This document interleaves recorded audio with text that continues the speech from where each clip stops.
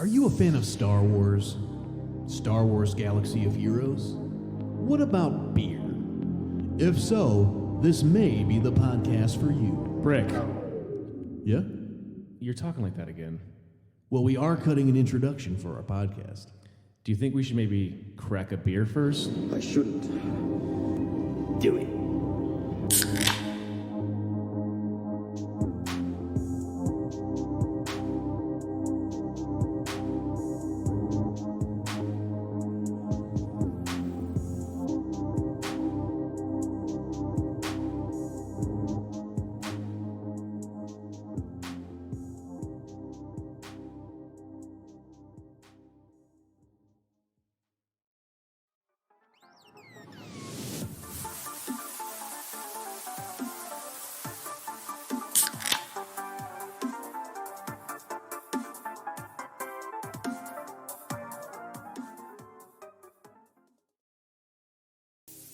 Are you a fan of Star Wars? Star Wars Galaxy of Heroes? What about beer? If so, this may be the podcast for you. Brick, Yeah? you're talking like that again. Well, we are cutting an introduction for our podcast. Do you think we should maybe crack a beer first? I shouldn't do it.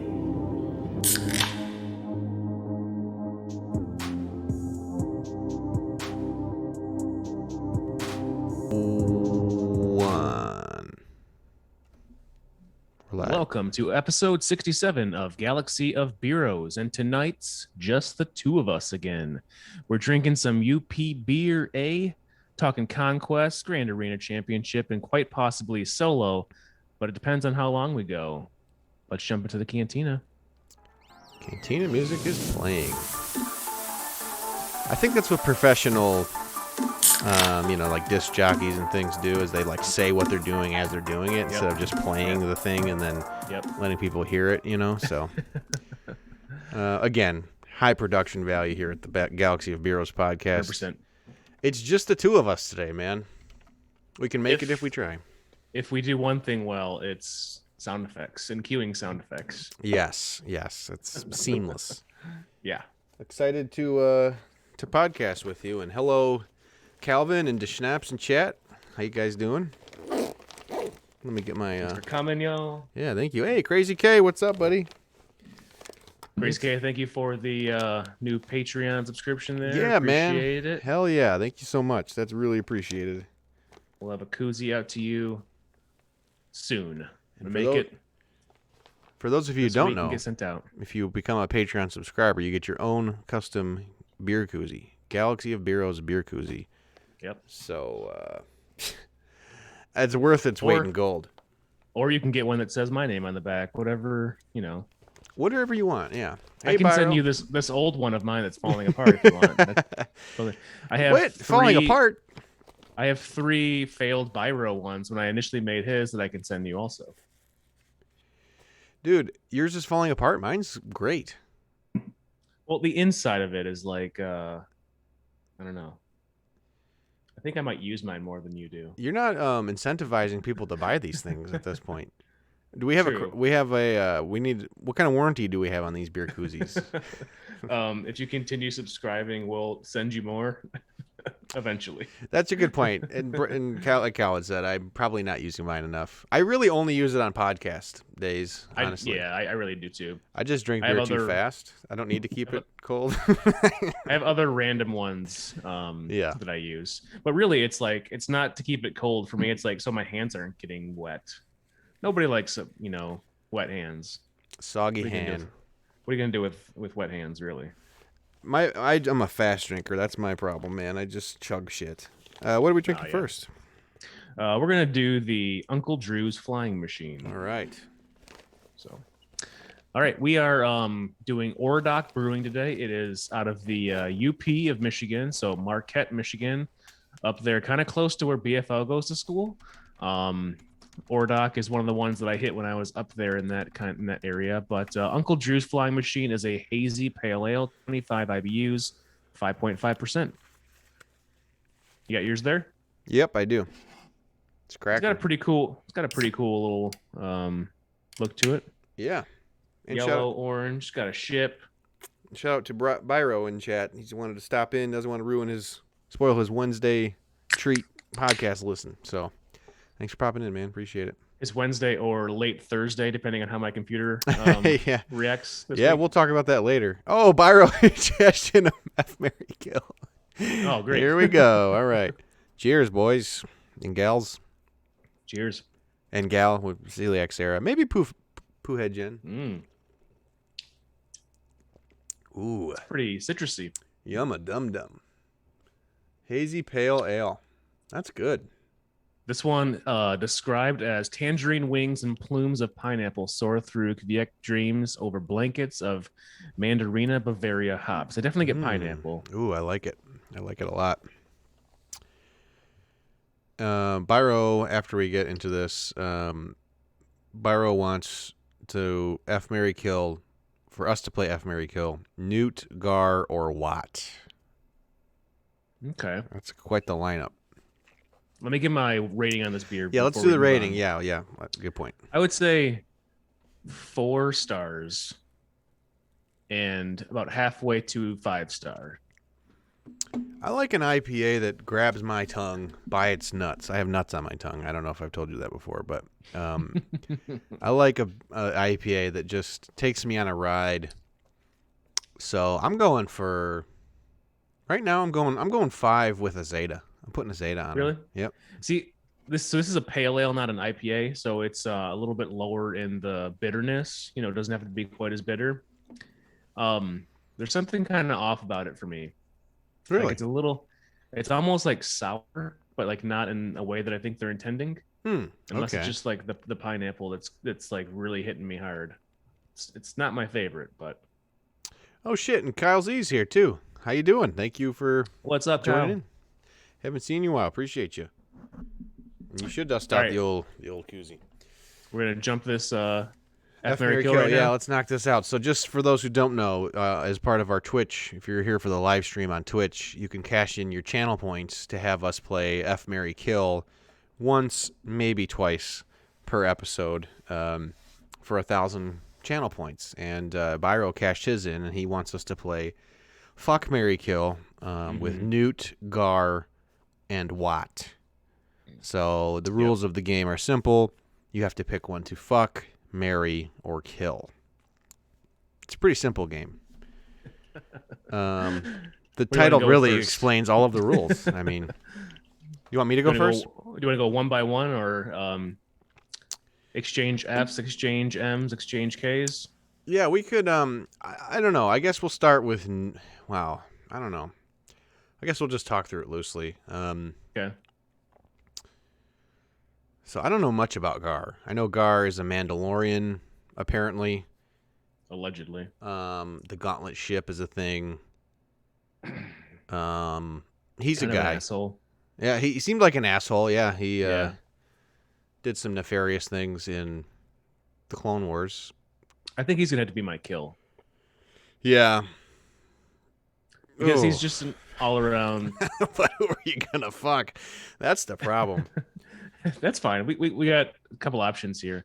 I think I might have to. Are you gonna also kill Gar? I don't know yet. I'm still exploring options. I haven't firmly planted my my BrickHardmeat. Yeah. Yeah, you got to choose wisely between Green Pepper Guy and Newt Gunray. Well, here's the thing about Watt. Watt can do it all. You know, Watt. And if it's a metaphor, if his kit is a metaphor for life, he can do it all, other than damage. But he makes other people do damage. You know, so he seems like a really well-rounded guy who I'd love to have around me. Yeah. I think I'm gonna marry Watt. I think so too, because he's going to increase your stats. He's going to make you better wherever you go. He's going to make the people around you better wherever he goes. So he's just a good family guy. You know, he'll make us stronger. He'll make us last longer. And that's what you really want in a spouse, is someone who can make you last longer, but not too long. Yeah, You don't not wanna too last long. Yeah, nobody wants that. What are we doing? Is this No. tantric? What's happening here? Yeah. So I guess we're fucking Newt, huh? I guess we're fucking Newt. You know, he does have. Speaking of Newt, I'll get to it in my boosts and boasts, and new rebranded name Banners, or Boost, Boasts, and Banners. Mm-hmm. Because we're gonna talk about New GAC segment. in that segment. Yeah. I gave him his Zeta for Viceroy's Reach, and I called it Viceroy's Reach Around. So maybe Newt, maybe he's I like not. it. Maybe he's pretty dynamite in the sack. I don't know. We'll see. I think he would be. I don't want to kill Nice. Newt. I mean, Newt. I like He Newt. doesn't. He does announce when there are two of them, also, or is that the other one that's in the same scene? That's I the don't other know. one. I don't think it is Newt. Yeah, it's one of them. Yeah. And he'll say some funny, weird shit. Gar, I just don't know much about him. I think I gotta kill him. I don't think his accent would be something that anybody could get away with now in today's. I don't think it's something that we need to do again.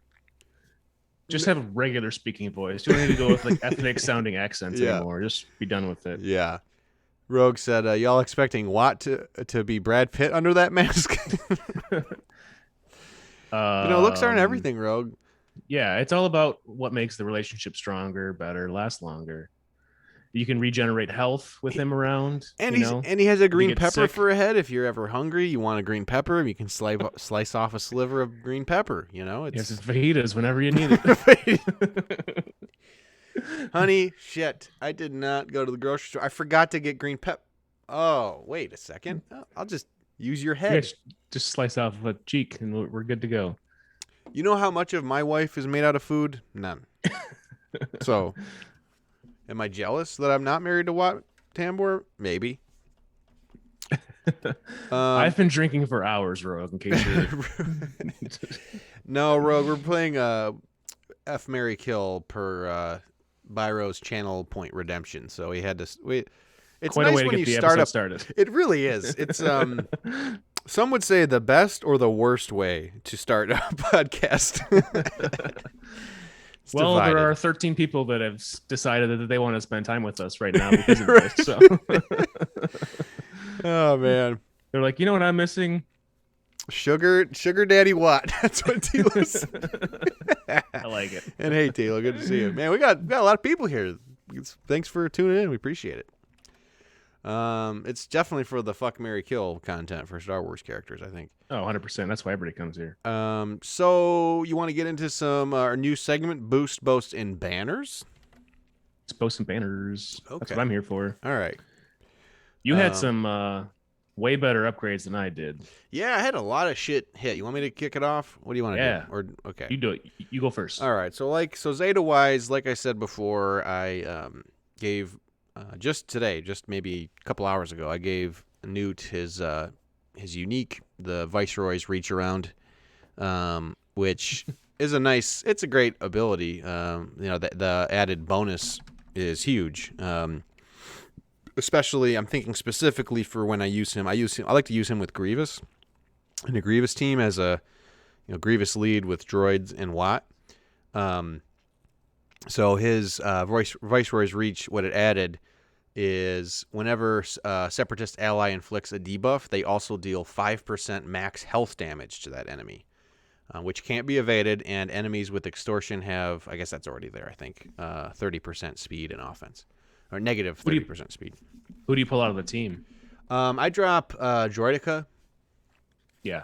And it got a ton of holds last 5v5 season. I think that Grievous team got like 12 total holds the whole 3 out of the 3 matches. It's crazy. Yeah, that's pretty good. Yeah, I don't know if people underestimate it, but that's only going to make that team stronger, I think. And I do love Newt. I like Newt a lot. It's one of the characters that, like, when I am done doing what I'm doing now, I think I'm going to go back and get him Gear 13 and Relic up. Yeah. And Dooku, because it's such a great team in DSGO, and, like, he's pretty quality. So it can definitely sneak up on you. Yeah, I like his capabilities in 3v3. He's a banner stealing defensive team, and I like him a lot. I always have. And then I also gave a Zeta to... I had 3 Zetas in 2 weeks. I don't know how that happened, but it did. I gave Savage Opress his Zeta. I don't really know why. I was like, now You've been that talking about it for a little bit. I had been talking about it, and I was like debating if I should bring him to Gear 13 now that I have Sith Eternal, and like maybe I could just throw an obnoxious Savage Press in there with him, but truthfully, I don't know. I kind of chickened out. I don't know. And the funny thing is, like, actually, Calvin Awesome said that our matchup GP, if I add one Zeta to my top, I don't know, I think he said 65, we could get matched in GAC. And he has 2 Galactic Legends, and I have 1, and a really lean roster. And I mean, I just don't want to get matched up with. Truthfully, I don't want to get matched up with Calvin Awesome. That would not be good. No, it would not. It might be. It would be. It'd be fun for him. It would be entertaining to watch. It would be something. But, a lot of fucks coming out of your mouth. Probably we had to put the lots of parental advisory on the stream that day. Absolutely. I like. I mean, it is. It would be fun, but I guess just in terms of like thinking about roster construction, I don't know. I just, as much as I do want to have a just senseless R7 Savage Press, I think it'd be better to allocate it somewhere else. And yeah, most likely it would be best to allocate it somewhere else. Yeah. Oh, he said that went to Chromium this round. Oh, nice. I did not. The death bracket. And Voss said, and welcome aboard. Voss said, keep Droidica, drop Magna Guard. You know what? I wonder. Let me look. I have it. I was thinking similar too, but yeah. Let me see what I have in my squad. I might have just misspoke, or maybe I do just have a non-ideal lineup for Grievous. Let me see. Oh no, I do. But so I do. You don't use Watt though. You were using Newt. Did you have Watt in that team too? No, just Newt. Yeah. So it's just Grievous B1, Magna Guard B1. I'm sorry, B2, and then Newt. So yeah, I don't know. It worked okay. I mean, as many hold as it got in 5s, like I feel like I should roll with it until it stops getting holds. You know. Who cares? Yeah. But yeah. So then the third Zeta I gave was to the Armorer. I gave the Armorer the first special, Earn Your Signet. And that third, what it does is it gives you a third stack of Beskar. Like that's how that character works, where you can get 3 stacks of Beskar, and then you can use the first special on Sith Eternal. I learned about this through our buddy Byro and Jor-El in our Discord, in our guild as well. So what you can do is you can use the Armorer to, if you get 3 stacks on Sith Eternal, he can counter Kylo. That is like his biggest weakness. Sith Eternal is countering Kylo. But if you get those 3 stacks, that's crucial. That's what the Zeta provides. If you can somehow get 3 stacks on Sith Eternal, they can't be crit and they can beat Kylo. And I used it to success this week, which was a lot of fun. It took some tinkering because you have to have a pre-taunt. The conditions, there are some conditions involved in doing it.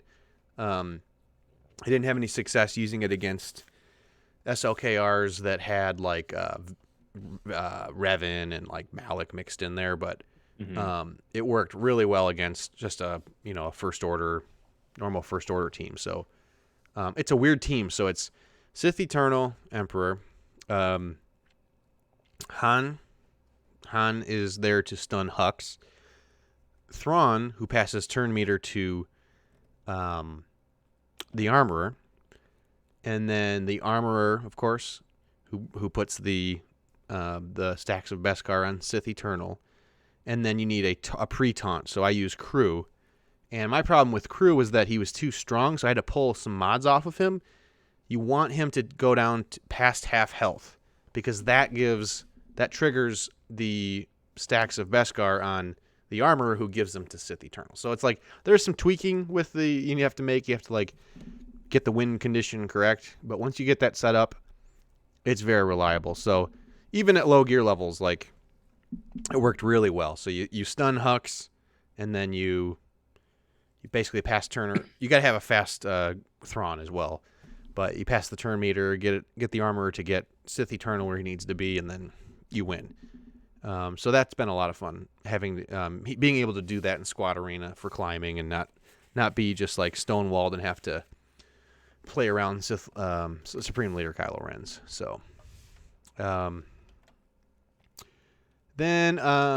So I've been like kind of living my bachelor lifestyle now in Star Wars Galaxy of Heroes. I am still married. It's having some fun. Yeah, just having some fun, just kind of like now that I got the Galactic Legend, didn't want to jump right back into a grind of that nature. So Who are you swiping left on? Swiping right? I don't know the difference. I don't do that. I'm swiping thing. So like Jedi Knight Revan, I had it gear 12, so I put relics on Jedi Knight Revan, which is long overdue. I brought TIE Fighter Pilot to gear 12 and put 6 E-mods on him. I use that Tarkin fleet quite a bit, so getting that speed up there on that ship is cool. Might bring him up to like, I don't know, maybe once I get my other Empire fleets a little more built up. Considering maybe bringing him, I don't know, to relics, but maybe like gear 12 plus 4 for the speed boost potentially. I 7-starred the BTL Y-Wing, so that's finally done. And then I guess like long term, I'm kind of looking at different paths I could go. I could obviously jump into another GL grind, that's definitely on the table. Looking at it though, like there are quite a few other characters that could really improve my account that I could work on, considered putting gear 12 on a few key characters, gear 13, like Jolie, who I'm working on right now. Actually should be gear 13 pretty soon. Love to put relics on C-3PO and Watt for the Crankor. I feel like those two characters can be really transformative for your damage output in that raid. And we are struggling to finish it, so that would be nice. Be a nice thing to help out with, and you can use those characters in a lot of different facets of the game. Totally. Just two of the really solid plug and play characters for the most part. Then like Sunfox gear 12 plus 5, so I could just get him to gear 13. I don't know if anybody has a gear 13 Sunfox out there. I'm just thinking of the ship boost that could provide. I don't know if that offers any real insight or like, I don't know, a competitive edge when using a Malevolence fleet, but Chupio, I'd love to have a relic Chupio. So like, I want to do that stuff. I think that stuff those are all helpful things for my account. But then, the real like the main heavy lifting that has to be done really would be a GL grind, and I don't know. I asked the Gambit guys on their podcast, like I asked in their podcast questions, if they think that Galactic Legends are coming, new Galactic Legends, and if so, like how soon and who it would be, because that would be interesting to. If they came out with a new one like in a month or two, that would be cool to just hop on that like light side, whatever the light side GL is, just go for it right away. Like that would be hit the ground running with that. That could be appealing. I imagine it's not going to suck. Because like JML and the Jedi Knight Luke grind, I don't know. I'm not super thrilled. They're kind of making my meat soft when I'm thinking about it. Like, sure, Jedi Knight Luke is fantastic. They don't call you Brick Soft meat. They don't. I don't know. Like, I mean, obviously it would be great to have, but that is a significant boost in GP and relics overall. Like it's and it's a big investment, obviously. Right. And I'm not super thrilled about all of the, kind of lame relics that have to put around like on Lando and like JML, I mean, no offense, he seems kind of boring. Like, I don't know. He's like, I make everybody else really good. And I don't know. It's just playing. It's kind of one of those things that like, he's really good for like TB, apparently. Like, I'm still trying to get him to work. I love having him as like, an option for like squad arena and whatnot. But there's definitely other pathways that I think are better uses of your resources. Yeah. Yeah, I don't know. It's tough because I mean, he like SLKR is my Achilles heel at this point from a GL perspective. I can beat Ray and JML no problem, and the mirrors, but it's a big investment. So I don't know. I'm toying with the idea of potentially gearing up for that next, or another option, and I don't know how viable it is, or even if I should be considering it, is working on like a Bando team. Getting Beskar Mandalorian. Making a viable Scoundrel team, and Mando. I do think that's going to be a path that like we're going to want to go on at some point, especially with Razor Crest and potentially a Scoundrel, fleet. That's what I'm thinking. That's why I'm like I'm strongly considering it. And I also have this R7 Nest that I think is going to get used less and less, as my GP grows. It would be really nice to have a home for her potentially with a Scoundrel team. And modder differently potentially. I don't know. It seems like I like those characters. Seems like an interesting path potentially. I could see that being like a useful route to go. Yeah, like the Razor Crest, like you mentioned. I mean, I don't, but we don't. I mean, there's got to be other pieces coming, So yeah, I mean, if it doesn't feel like something that you want to do, back to the JML route, like. It's a game that you have complete control over. Why would you go into something where you don't feel like super excited about it? Well, and then the thing too is like if I do go that route, in terms of GAC, which is my favorite game mode, it seems like I'll just keep getting matched up because you need considerably more relic levels than you do with Rey or a ton or Kylo. It's just like we've broke it down before. It's just a substantial amount of relics that you have to put on bullshit characters, and so you're just going to keep facing harder opponents, right? And then every relic you get, so exactly, and then you're going to have Jedi Knight Luke, and you're going to have JML, but a lot of times you use them on the same team. Like in 3v3, maybe you can split them up or do something different with them, but I don't know. It's just not sounding super sexy to me, and I definitely need a light side GL next, and Rey, I don't know. Rey almost seems like a bargain, but I don't know. People in chat, so Vast thinks 1 to 2 months, sooner than later. Yeah, I would think like around May 5th, like May 4th. Yeah, it's not that far away, Probably going to like do big stuff, Maybe I could just fuck off for a month and see what happens, and then. I mean, you want to work on these side projects anyways, like just do that, Yeah. Hey, what's up, Sodef? How you doing? Thanks for popping in. Sodef is another content creator. He's always grinding, man, doing the early morning streams and stuff. And definitely check him out. Give him a follow if you're looking for another Star Wars Galaxy of Heroes content creator. He does like roster reviews and stuff. He's a cool dude.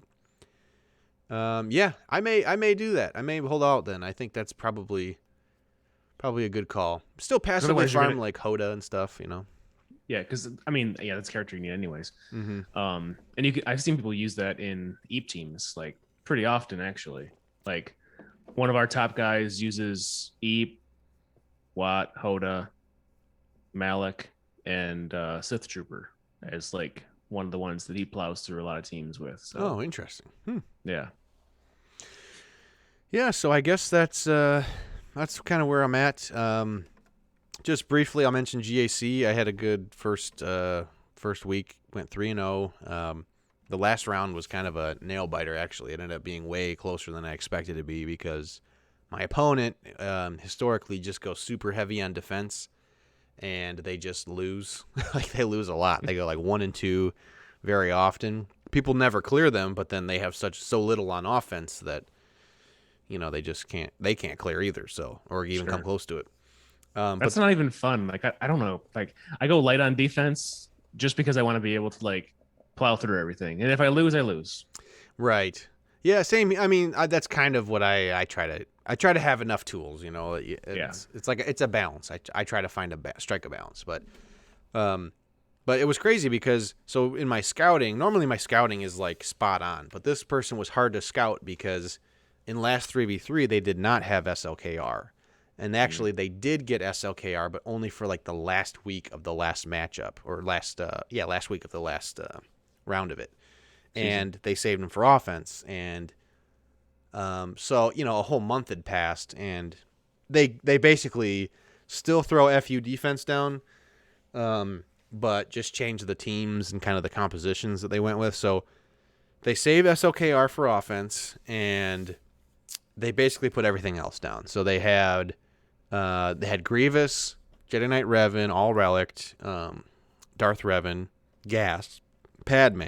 I mean, that alone is just like that's a pretty tough group of characters. This Vader team, like a relic Vader, which can be scary if you don't mind your P's and Q's. So I ended up one-shotting all of the ground troops, which was awesome. And then in ships, I failed on Finalizer using Executrix. I don't know. They all were just really like focusing down my TIE Advance for whatever reason, and I couldn't land target lock so that it would force the taunt on Bomber. So that just kind of from there just set me into a tailspin, and I couldn't clear ships. I beat their negotiator. So I'm like talking on stream. I'm like, even as I'm clearing the ground troops, I'm like, man, I don't need to be. I was getting bad banners. Like all I need to do is clear. You know, there's no way my opponent is going to get through my defense cleanly. So I wake up in the morning and I look and I see a lot of notifications on PrimeBot, and I'm like, holy shit! Like this is not good. 12 notifications. I'm like, wow, they cleared a lot of territories, and I'm like, and like for decent banners. So I open up the game and they one-shot my entire ground troops, everybody, no problem. And then they too failed on ships. They could not clear my home one. They had to mirror my home one, which I thought might be a problem for them. And I won by 5 banners. Like, it was way too close for comfort. That's close. And if I dropped one battle on the ground troops, I would have lost. You would have lost. Yeah. And it's just funny. Like, it really can come down to one fight. You know, I was just slightly more efficient, even though I was super inefficient. But just slightly. Losing what, 2 characters? If you lost 2 characters, that would have ended it there too, right? Yeah, it's crazy, man. So that's all I had. How about that's all I had? Talked for an hour. How about you? How was your boost, boasts, and banners? I had some good stuff this week actually. This might have been a little bit of a last week, but 7-star TIE Bomber, so that thing is good to go. It's rolling. Nice. I got her in my fleet arena now.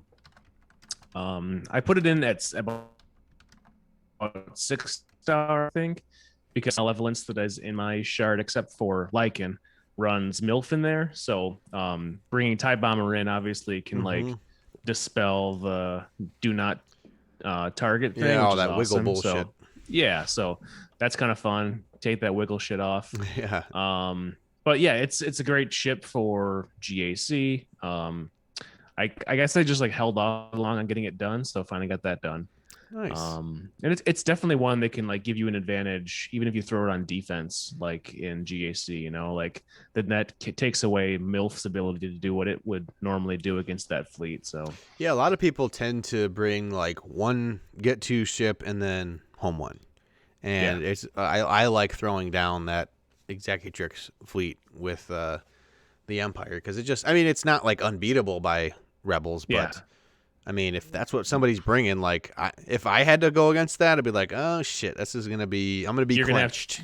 And you're gonna have to have like all your reinforcements too, because you know your MILF might go down, it might get really messy. Yeah, so. it can get ugly quick. Yeah. So it takes away a lot of their extra banners. So that's definitely useful. And then I 7-starred the other pilotless ship that I didn't have done, like you did, the nice. BTL Y-Wing. Very nice. And I really haven't been able to see much use out of this thing yet, because I kind of just park Nego on D anymore and just wait.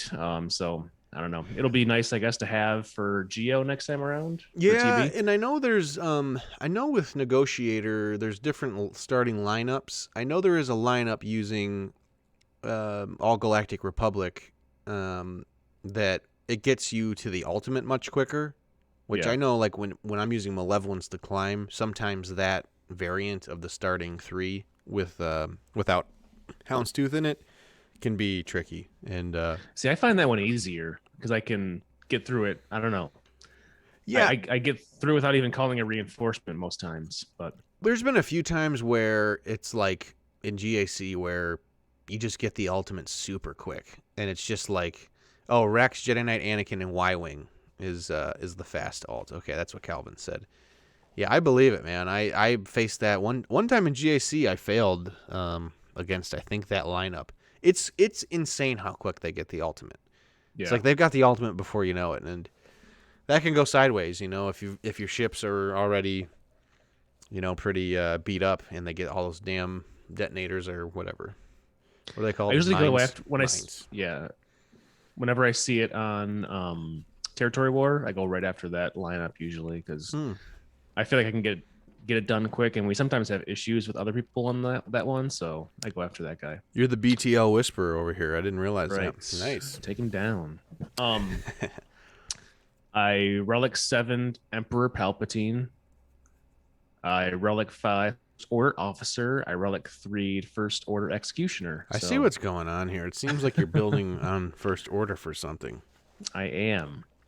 I actually got to use my First Order for the first time in territory battles today, and 4 out of 4. And I was like, I really shouldn't do this, but I want to see if I can preserve my Geos for the Acklay mission, which I'm totally undergeared for. Like, I had no chance at beating it, but I just want to see what I can do.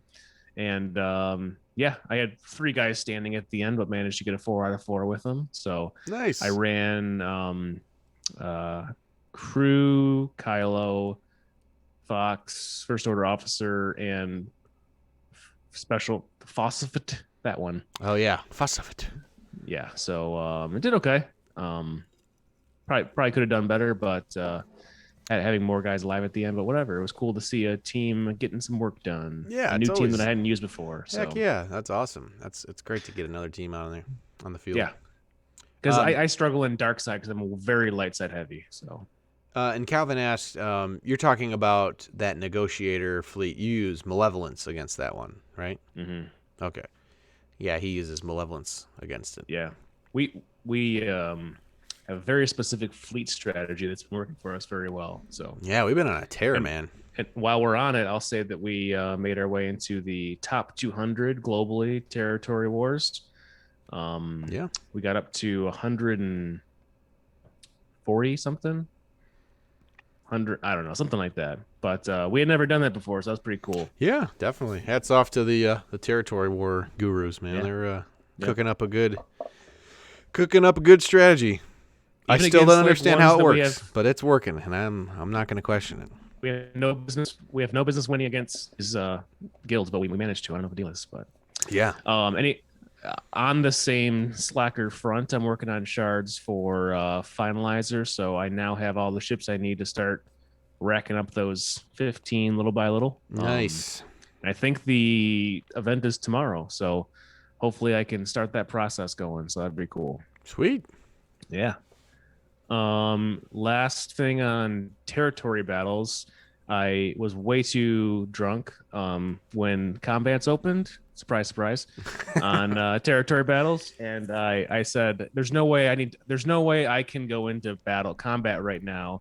I'm far too drunk, so I'm gonna wait till tomorrow morning." Well, by the time I woke up, everything was 3-starred, and the only thing I could do was the special mission. So for the first time ever, I tried the special mission in phase 1, and beat it. It was very easy. I was surprised. Nice. I was like, I thought it was gonna be way harder. I don't know why I keep avoiding this thing, but yeah, pretty good. Me too. I had never finished that one. Yeah. Watt makes that thing super easy. So I would always bring Grievous because I'm like, he's my best separatist, and it just the synergy isn't really there with a Newt lead. It's just not as good as Watt. He's a monster, man. He's totally slots in there perfectly. That's why we married him, man. That's right. That's why you don't marry somebody for no reason. That's why we husbanded him up. Yep, husbanded him up. That's right. That's a word. GAC. I didn't go 3-0. I went 2-1, but I almost stopped caring about GAC in the first week. I'll tell you that right now. Yeah. First matchup, it was horrible. So this is your first season in Division 1, right? First Division 1 okay. and 3v3. I'm like, oh god, I know this is gonna be terrible. But I was excited because I was like, hey, maybe these matchups would be a little bit better. I'll get some people with some kind of like bloat that I can kind of work down. It didn't really work out that way. I'm getting basically the same types of matchups, somewhat worse, I would say. So matchup one actually had a existential crisis about this one after I finished all my fights. The dude had 2 Galactic Legends, so that was going to be an issue. And of course, he parks the one that like is a problem for me, Eep on defense. Yeah. Even when I went in, I'm like, I think I can do this, but he did Eep, Malik, and Assassin, I think. It was ridiculous. I couldn't beat it. I wasted 2 of my best teams. So I wasted my Jamal, and then I wasted Gas. And then at that point, I couldn't get through that bottom zone at all. So I just gave up and went for the top. It was pretty terrible. But he actually like fought me first. And like when I first went in, he set me up for like the win. He couldn't beat either of my fleets. But I couldn't get through his Eep, so it didn't matter in the end. So, yep. That's rough, man. I decided after, the daybreak on setup that I was going to take it seriously. I wasn't going to quit the season in the first matchup. I know better than that. And this one went way better. So he had a really hard time with my defense. He left my Grievous on the board, my Negotiator on the board before I even started. So I felt really good about my chances. I only dropped 1 battle on this one. My Padme counter didn't work for some reason, so I had to clean that up with Gas. I did Sith Triumphant first, and then I did Gas to clean it up. And then that took away my counter for his Relic Geos in the back, so I couldn't clear him. Oh, yeah. But I still won 2347 to 2096. Nice. And then matchup 3 was a little scary when I first went into this. I was not very confident. I'm like, I'm going to go 1 and 2 in this week. He was 6.2 million, and I'm 4.75 million. So nice not excited at all because he had a huge, gigantic depth advantage for me, and I'm like, my defense isn't that great. He put down bullshit though, like stupid stuff. Really? He thought that he could stop me with Slacker and a Relic Padme, but I one-shot at everything the whole way. Nice. And undermanned fleets. He ended up getting stuck on my crew team, which is crew, First Order Officer, and First Order Executioner. He failed 3 times and just gave up. He also took 3 attempts on my Machine Gun Leia team. It was Akbar, Leia, and Plo Koon. Oh, wow. three attempts to clear this thing. And I was like, well, this is looking real good. Yeah, hell yeah. I was kind of watching him as he was going. When I saw that happen, I'm like, I'm good. I'm all. If you can't beat the team, I'm good. Yeah. They grew up top, so. Yeah. Nice, so dude. 2662 to 1991 on that one. Yeah, you had some good scores, man. Well, except for the first one. That one was not good. Well, yeah. I mean, but like, you had some good scores for your full clears and stuff. Yeah, definitely. Nice, man. What I do. So, you want to talk about some Conquest? Sure. Want to head on over to? There was some news actually. It wasn't a completely slow ass news week. We got some new characters since we podcasted last. So we did. The day after we recorded, like always. Yep, it's we will it into existence. Really. Do you want a new beer now, or do you want to wait? Sure. Let's. I'm down for a beer. All right. Just playing some Hardmeat music here. Once again, you got to announce what you're doing. That's how you do professional. I don't know, man. I'm not a fucking DJ, all right? Fucking idiot. If you're able to give me 45 seconds, I could use a restroom break because I didn't do that before I started. Oh yeah, man. I can I can pontificate with the best. Am I allowed to turn my camera off because I don't want to screw up the thing? No. Let's show the people your butt crack, okay? I don't want to resize a bunch of stuff. I'm gonna put a post-it note over the There thing. you go. You guys can look at Rio. That's perfect. All right, BRB. All right.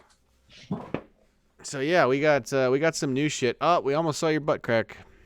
That happened once, for reference. I'm not just talking about Darket's butt crack for no reason. His butt crack was on camera. We put it on his OnlyFans, and it's doing very well. Let's just say. So yeah, there's quite a bit of news. Well, not quite a bit. There's some news. We're gonna talk about Kataan. Their kit came out, and it's interesting. It is interesting to say the least. What's going to happen with these Mandalorians going forward? What else? Let me see here. Sorry, I'm just pulling around this doc. And then we're going to talk about Conquest. Conquest has been, I don't know. We did the hard mode of Conquest, so it's going to be interesting to see. I don't know what you guys think, and it's early yet. It's hard to make any conclusive opinions about it or nothing definitive, but so far I haven't really been enjoying it, to be completely honest. It's just a very, very time-consuming, more time-consuming than I was expecting and willing to commit to, so we'll see. We saw your crack, dude. That Post-it note was useless. Yeah, we saw your crack. Cool. We're putting this one on your OnlyFans as well, so hopefully it's awesome. Yes. So you got a new beer? Got a new beer, yeah. All right. We got Ore Dock Berserker. I can't not. The name of this beer is called Berserker. I can't not hear the Mallrats. Yeah, I think that's what the point is, right? Yeah. I want to. We don't have to sing it, I mean, this is a PG show. I think we crossed that bridge. Yeah, it certainly is a PG show. Wow, this is a hoppy boy. Yeah, it's very aromatic. Mm-hmm. Hazy IPA, 50 IBU, 7.5%. Let's drink it. Are you trying to get me drunk?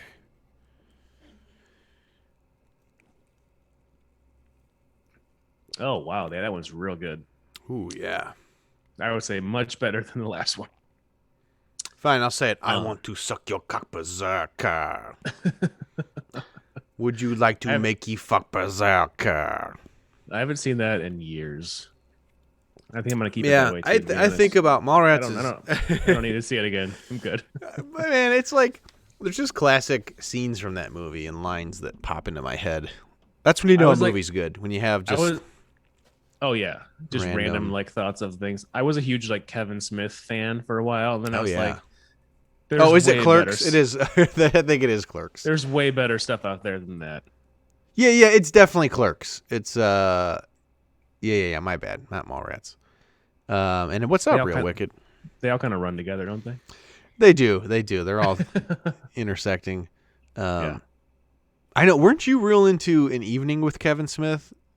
Did you ever watch that when he was going to like college? He before podcasts and everything, he would just go to college universities and tell stories and just speak at like huge audience halls, and it was called An Evening with Kevin Smith, and they released like you could rent it at movie stores. That's how long ago it was. I probably saw it. I don't remember if I was really into it. Yeah. Sorry, that was Clerks. Anyway, we went onto a tangent there.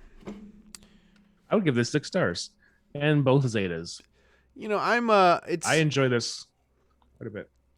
It's definitely distinct, but I'm not getting like, I don't know. It's not an adventure for me yet. I don't know. It's a solid beer, but I don't know if personally it's like my jam necessarily. So I'm gonna go. Would you say you enjoy the other one better than this one? I think so. Yeah. Interesting, because I really like this one a lot better. That's cool though. This is a solid beer though. Like it's definitely. I'm not gonna turn it down. I mean, I'd still go 5 stars on it all day with some omegas for sure. But it's kind of almost like creamy. It's got like lactose in there or something. Yes. It does. I'm looking at a thing now. A fury of Amarillo, Simcoe, and Mosaic hops run amok on clouds of citrusy haze and lactose. Interesting. Nice. All right. It's got a milky afterbirth. Oh yeah, that milky afterbirth. Don't ever combine those words again, okay? Please don't do that. Don't do that to me. So news-wise, we have Kataan. That's been revealed since the day after our last podcast. So immediately after we recorded. They listened. They were like, Galaxy of Beeroes done. Okay, hit the release button right now. CG Crumb, we know you're listening, man. We know that. And guess what? The answer to your question is yes. You can come on the show anytime you want. You're a beautiful man, and we want to talk to you. You have awesome because chops. You're a beautiful man. You're a young Lemmy from Motorhead. Yeah, you wear awesome. Really is. You wear awesome shirts. Hawaiian shirts. Dude, I want Just if you don't come on the show, just tell me where you get your shirts, dude. That's all. I won't tell anybody. If anybody asks me, I'm like, I'm not gonna like point them towards you. Like, I'm not gonna jock your style, but I'm totally gonna jock your style, low key, in my own little universe. So I would guess Salvation Army is where he gets his shirts. No. Hey, Like the thrift store. Thisk with a big Thisk raid of 13. Thank you guys. Hype. Hell yeah! I was just watching Thisk do business in GAC. Man, he put up a huge score. It was like, That dude kills it. dude, he's so good. He's so good. It was like, man, I want to say 2660 something, high 60s. Yeah, he knows his stuff, and he's a big cat people, a big cat person. He's a big cat people. Let's stick Did he with put that. up 2662 like I did? Oh, he beat your ass, Darket. So Did he? don't try and out Thisk the Thisk. I tried going back to my GAC real quick. I tried doing one of the Stormtrooper feat things to get some numbers on that, and even though I won, I got none of it. I should have just soloed that battle. I Gotten some just more banners. Noped out of those feats. I'm like, I'm not gonna entertain these feats. I don't know. Sometimes with feats, Yeah. I mean, I'm not gonna get top whatever anyway. So Yeah. The variant one threw me off because I threw those guys on defense, and I'm like, I'm not resetting my defense just for this feat. It's not worth my time. what's a good Stormtrooper team? Stormtrooper, like really? I don't know. Like I mean, you have to get really lucky that somebody puts some absolute trash. Yeah. Oh damn! Calvin dropped 3 battles to get those. Oof. His prize, chromium. Ouch. This Congratulations, 2671. Chromium Death Bracket. 2671. That's a big boy That's pretty score. good. Yeah. That's really good. I not take bad. back my statement. I'll tell you that. It's definitely Not not a bad score. But yeah, so thanks for the raid. Appreciate it, Thisk. And if you don't follow Thisk, you're missing out. The dude is a GAC. Well, he just knows everything about this game. Like he's one of those people like Calvin and a lot of like Fatal. Like they know this game very well inside and out. The kits, they're just he's awesome. So definitely check him out. But does he know where Crumb gets his shirts? That's a good point. I don't know if Thisk knows where Crumb. I don't know if he is Crumb woke. I don't know. I don't know if he's aware that Crumb looks like a young Lemmy from Motorhead and wears cool shirts. I don't know that. So Salvation Army is what we're sticking with. Those look good, like a nice quality of shirt. You know, like he said he does. Well, I mean, definitely they are know. Tommy Bahama, but they're purchased from the Salvation Army, I think. Maybe. Whatever. Maybe he took a trip to the Caribbean and like they have bomb ass thrift stores and I don't know. Who turns in a shirt in the Caribbean? A Hawaiian shirt in the Caribbean. Who donates? They're actually called Scarif shirts. Scarif shirts. Oh, really? Yeah, Interesting. yeah. I didn't know that. That's new. That's something new. I'm coining it right now. We know 'Cause about shirts. Tropical environments. Anyway, Bo-Katan. Bo-Katan is in the game. She looks great. That's She gonna does be look my great. thing. That's my take from this release. Is she looks fantastic. Like probably one of the most realistic character depictions in the game.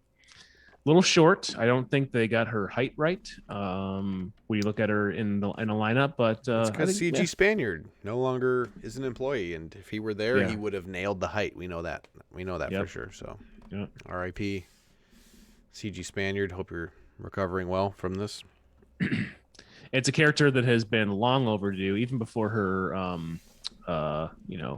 depiction in the Mandalorian series. Like just Clone Wars, she should have been here already. But glad she's finally here. For me, as far as like this team goes, I don't really care. Like I say all the time with this team. So I'm not head over heels over this. I think it'll be good in the long run, and I'll probably go after it down the road, but it's not something that I'm looking at right now. So Yeah, I agree. Right now, it's tough to say. I think somebody's gonna, of course, like most of these characters, they're gonna theorycraft something and stir something up. But like early opinions is that she's like really like a strong B team killer. Basically, take out any of the B teams and she's more offensive seems like her leadership is more offensive oriented, like lots of assists and, could be probably a pretty strong offensive team. I just threw her on defense a few times with like the Armorer and, I threw her on defense with like Sabine and Canderous. They did absolutely nothing. Absolutely nothing. But not that I expected much. Just like, I don't know. Here's the new shiny toy. I don't know. The scoundrel tag is nice to have something else, with the scoundrel tag, I guess. But yeah, not too excited about it. I mean, her like animations look pretty dope. She does this like spinny thing. What is it? Crippling strike. Her special ability. She like shoots up in the air, does a spin, while after she chucks a couple detonators. Pretty sweet. See, Rogue said that he still thinks that the best depiction of a character is Jyn Erso. Oh yeah, that's a good one. That's a solid one. Yeah. Got the hair. They nailed the hair. And the clothes. The clothes. She looks like a woman. Kind of. I don't know. I honestly haven't looked. Is she like notoriously a bad one? I'm assuming that's what he's going with. It's just like pretty bad depiction. Let me see here. I'm gonna pull my. Oh boy. Okay. I never really did much with her, so I don't really know. Her icon looks atrocious. The icon is really bad. Well, anyway, this is... Oh, yeah, that's bad. It's pretty bad. Okay. Yeah, so Bo-Katan is in the game. I think it was kind of funny. A lot of people, before she came out, were theorizing, like, she looks like she... Or a lot of people were thinking, like, oh, yeah, she's going to be a galactic legend, A lot of people were kind of leaning that direction, but that always seemed premature to me. I never really bought into that.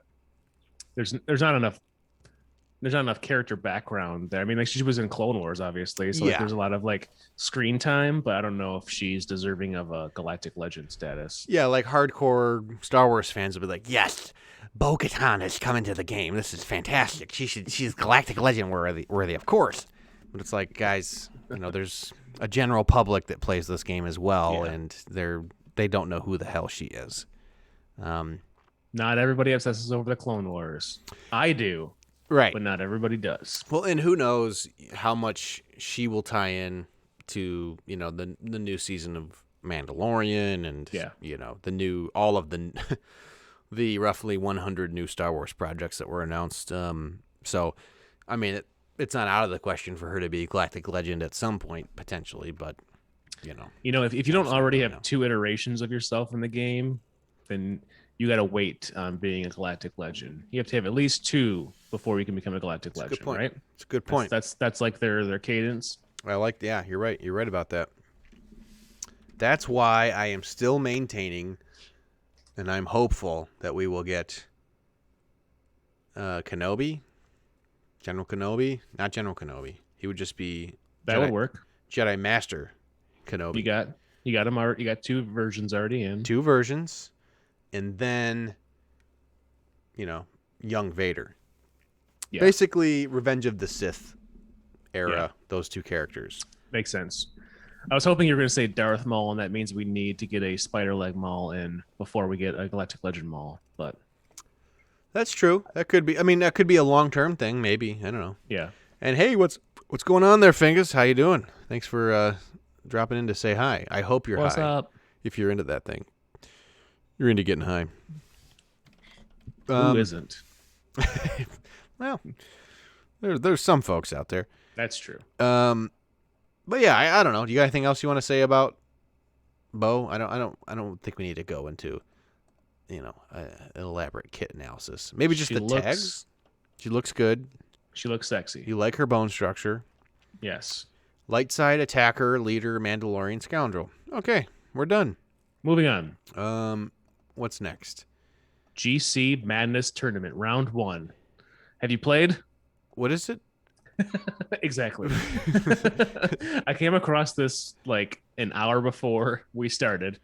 But apparently, Doja Fett is trying to run a bracket, like a March Madness bracket, where everybody picks their favorite matchups and like modifier kinds of things for future galactic challenges. Oh, interesting. So if you're interested, it posted on the 26th. They got a Google form up, and you can go through and pick which types of matchups you'd like to see in galactic challenges, and the modifiers that kind of go with it. So I thought it was kind of a cool thing. I'm not sure they're going to get more than 12 people to fill this form out. But now that we have our 20 listeners here, maybe they'll get 20 more responses. So we basically, can finally get Crumb on the show and tell us where he gets his shirts. That's right. I picked ones that are beneficial for me. Night Sisters, no. Imp Troopers, no. Jedi, hell yeah. Right. Jedi versus Rebels, hell yeah. But yeah, I think kind of a cool way to do it. Get some feedback from the crowd in there. Yeah, that is interesting. Yeah, I will post the link in chat. Nice. If you are interested. And it's Mary J said, it's my medicine for Crohn's. All the while, it's illegal in some states. Oh, man. That's some bullshit. And they believe Bo-Katan, we're on the build up for a Mando Galactic Legend. 2 versions already in the game. 2 versions, You're right. That follows your cadence. There's 2 versions of Grogu already in the game with other characters also. IG-11 and Beskar Mando. Right. I can't see him being a Galactic Legend yet, though. Yeah. Need more storyline. You got to say some words before we give you that status. Right. You know, picking up the ball is cool and all, but, you know, you got to... Eating frogs. Eating frogs. Yep. That's a cool party trick. I've done it. Who hasn't? Who hasn't eaten frog eggs at a party to impress a girl, you know? And end up making that girl leave the party and throw up and be grossed out, you know? Who hasn't done that? Everybody. Raise your hand if you've done that. You know, Calvin's definitely done that. Oh, yeah. Calvin eats frog eggs all the time. If there's one thing I know about Calvin, it's frog egg eater. Oh, man. All right. So Galactic Challenges. Let's talk about Galactic Challenges. That's not what we're talking about. We're talking about Galactic Hard Mode Conquest. Conquest Hard Mode. Oh, boy. Did you do hard mode or normal mode? I went normal mode. I didn't really want a challenge. I was just like, I'm just going to fuck my way through this. I went brick hard mode. I definitely went hard mode, too. Yeah. Yeah. So we're talking about Conquest, in case my jumbled verbiage was not not understood. So we've had a few. We're going on 2 weeks almost. 2 weeks tomorrow, I think it's up. Yeah, like noon tomorrow though, right? So it's like really you only got like 12 hours left, I think. Yeah, we might have to cut the podcast short, guys. I still need to get some shit done in Conquest. It's 16 hours. Quite time consuming. God. So why don't you give your initial, just off the cush initial reactions, off the cuff.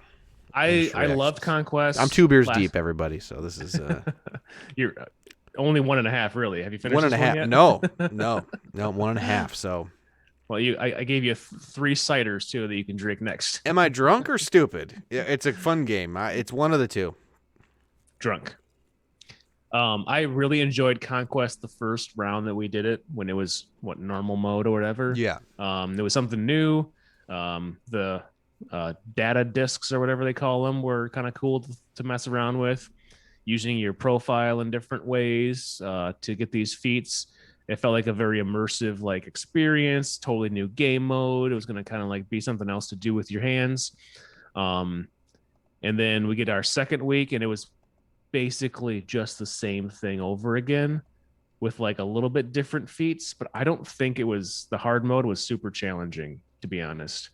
I debated before selecting just what if I was going to be doing good at hard mode, but I felt like it was not hard at all.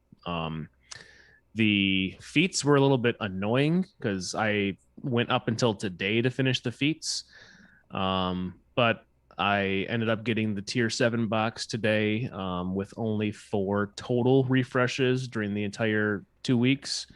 Nice. And 2 of those were today just because I kept failing at this one feat that I knew I could do. I got all 5 event feats done, all sector feats done. and there was only a couple boss feats that I couldn't do in each one of the sectors. So I don't know what your experience was. I can go through the ones that I couldn't get. Yeah, I guess just like off the cuff reaction. It was like, I mean, getting all the feats is what is hard to me. Yeah, and like getting through it wasn't too tough. I didn't like how time consuming it was. And granted, just full disclosure, like hard mode Conquest is not my game mode. You know, I'm a PvP player. You know, that's what I enjoy most in this game. So it's not really for me. My favorite part of any of these PvE pieces of content are getting the rewards for them. Like I don't like galactic challenges. I don't like Conquest. Like, I don't know. I just, getting the rewards is my favorite part. Granted, territory battle is a little different because there is like a community element. You're working as a guild to, achieve a common goal. So I love territory battles, but like this kind of stuff is just not. I don't care about it. I mean, I don't like the modifiers. I don't like thinking of the game in different ways potentially. Like I have a hard enough time understanding the built-in mechanics without all of these data disks and consumables and things. And so, and on top of that, like I just I'm not willing to put in the time to complete it. Like I think I might get the 6th box. I don't think there's any way in hell I'm getting the 7th box in this amount of time. And like I play it every night, like at the end of the day, like, but have you done any refreshes on the energy? I've done some, like, I mean, probably 4 total refreshes, and I don't know. I just don't know if I care enough to really try and get that 7th box. Like, yeah. I just think the only big thing is the arrow magnifiers. Since we're not beating Crankor yet, that's like the one thing that's going to be an advantage is having those extra 5 arrow magnifiers. Yeah, I mean, the gear, I'm all about it. Like, I just, the time commitment and we'll get into it later, but like some of the just trying to assemble the teams just is very like quality of life, just draining. Like it's just hard to try to get your teams together, to switch through the data disks. Like it's just I don't know. I have some gripes with it, but I mean, I don't fault CG for that. Like I think it's just not for me. I guess is what I'm trying to say. I know a lot of people enjoy it, and like our buddy Byro he's burnt through it. He already got the 7th box or the 7th crate unlocked like 6 days ago or 6 days in or whatever. Like more power to you. It's just I don't know. For me, speaking personally, that's just I really like the idea of it, and I think with some tweaking it'll be a pretty cool game mode. I just didn't feel like overall it was super engaging this time around because it wasn't new, and it was basically the same thing, like the exact same bosses. I don't think the feats were cool enough. Like for me, it's like some of them were like almost unachievable. Like so I failed getting the Sector 1 crush them, defeat 4 enemies in the same turn. I did that one so many times because I'm like, I can definitely do this with my JML team. But every time it was like I would take a character out that I didn't want to, and it'd be like, fuck, I screwed it up. Now there's only 3 enemies left, So I'd have to take a character out, Gas, because he hits twice or whatever. Mm-hmm. Put in like Old Ben, and then Old Ben would come in and ability block, and then the like interactions don't work the same way. So I struggled with ones like that. But there was ones that I couldn't even do, like the remove 700% turn meter twice. Like, why is that in 2 different sectors on boss feats? Like, it's fucking lazy. Like, put something else in there. Right. Put in 800%. Well, it's hard to. I mean, for me anyway. Like, it's difficult to. Okay, first off, you need to know the kits of the characters that you're using. The characters that you're using are all relict or close to it, and the most of the characters you're facing, or all of the characters in hard mode, are relict. And then the relic levels just, continue to grow as you go later into the event. So, like, you don't have a ton of room for error. So that's just purely based on gear. Then you have these modifiers. So you have the data discs for yourself, And then you have to worry about the enhancements that the other team has that, I mean, that's as important as what you're bringing to the table and can really screw you. You know, you may come into it with like, oh, I'm going to do this against this team. This is a good stylistic matchup. But because they have these two different bonuses, it just completely fucks over your plan. And to me, like, I just don't care enough to try and figure out like the best way to do it. And it's just, for me, it's like, I feel like, I don't know, I'm just bumping my head, banging my head against a wall with some of these feats. And like, it made me do things that I would never do. And I'm regretful that I did. Like, I put gear on Jawas for the detonator feat. It's like, ugh, why did I do that? I mean, I have a gear 9 or gear 10 Dathja.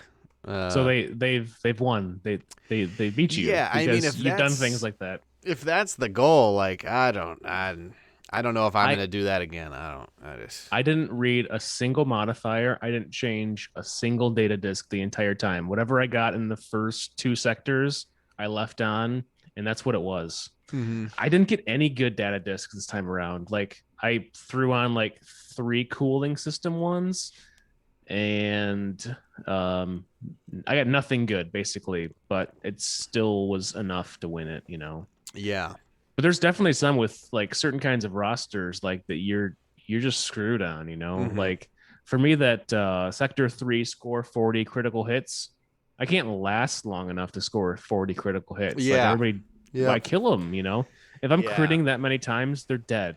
That's the balance. Yeah, that's the balance that you're trying to strike. So then it's like, you need to not kill everything quickly enough so that the fight is over and that you can't get enough critical hits, and then you also need to survive the encounter to get the win. To get the credit for it, you know. Yeah. And what's up, Van Seal? How you doing? The bounty hunter master himself. Welcome. Appreciate you being here. We weren't just talking about you this time when you came in. Yeah, we weren't. We were last time. You were not the Jawa guy, so that's what we were talking about. But like, I can see win with only critical hits. I could probably pull that off. But 40 critical hits, there was no way I was going to do that. Yeah. The removing the turn meter one, I think that was a struggle for a lot of people in our guild. Everybody basically avoided that one. You had to have like relic imp troopers to get that one done. Well, there's also that one's tough. I tried fucking around with that with my troopers. 3 out of the 5 are relict, and it just was not happening. They were just not quick enough to get the jump on the NPCs, and with troopers, that's everything. Maybe I mean, that's the other thing. It's like, okay, so am I gonna tweak mods? Am I gonna start swapping mods for Conquest? No. I mean, me either. I did, not but I'm not chance. going to in the future. Like, I put like really good mods on Gideon and Jawas, or no, on Jawas, just for that detonator feat, you know, just to.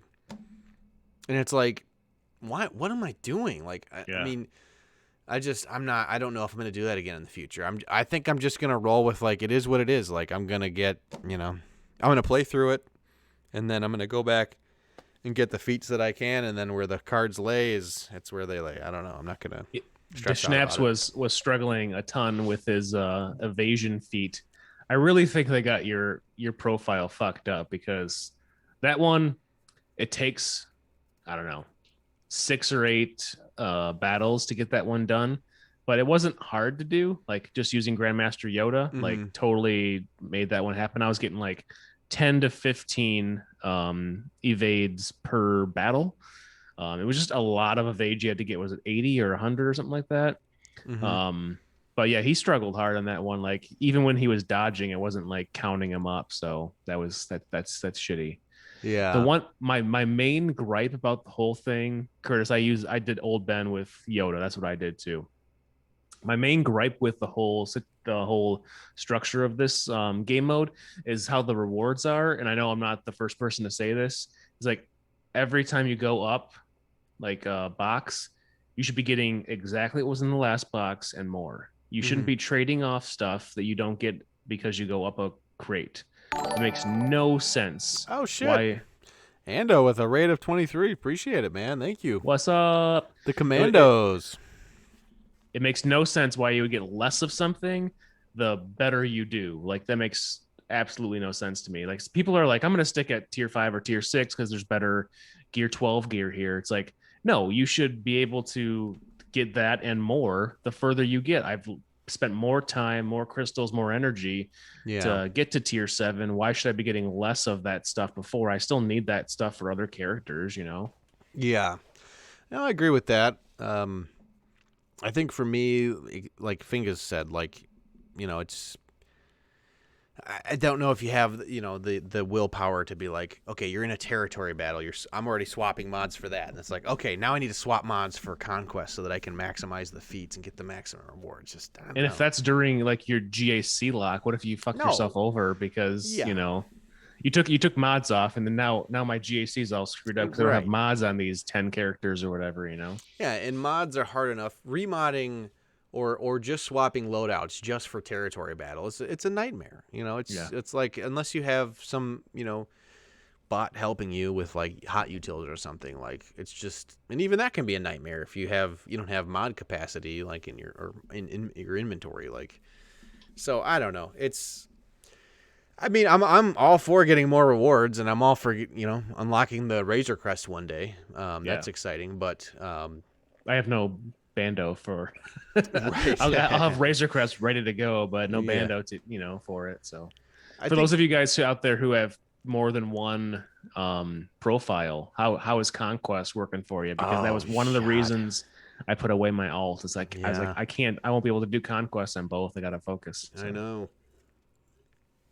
I mean, it's just, I think that it's great for the players that, a lot of players have been asking for something like this. You know, they're like, a lot of players complain there's nothing to do, you know, there's nothing to do in the game, and that they're just bored, you know. And oh shit, Curtis with a subscription with Prime, appreciate it, 2 months. Cheers, Curtis. Thank you very much, man. Cheers to you. But yeah, what the fuck was I just talking about?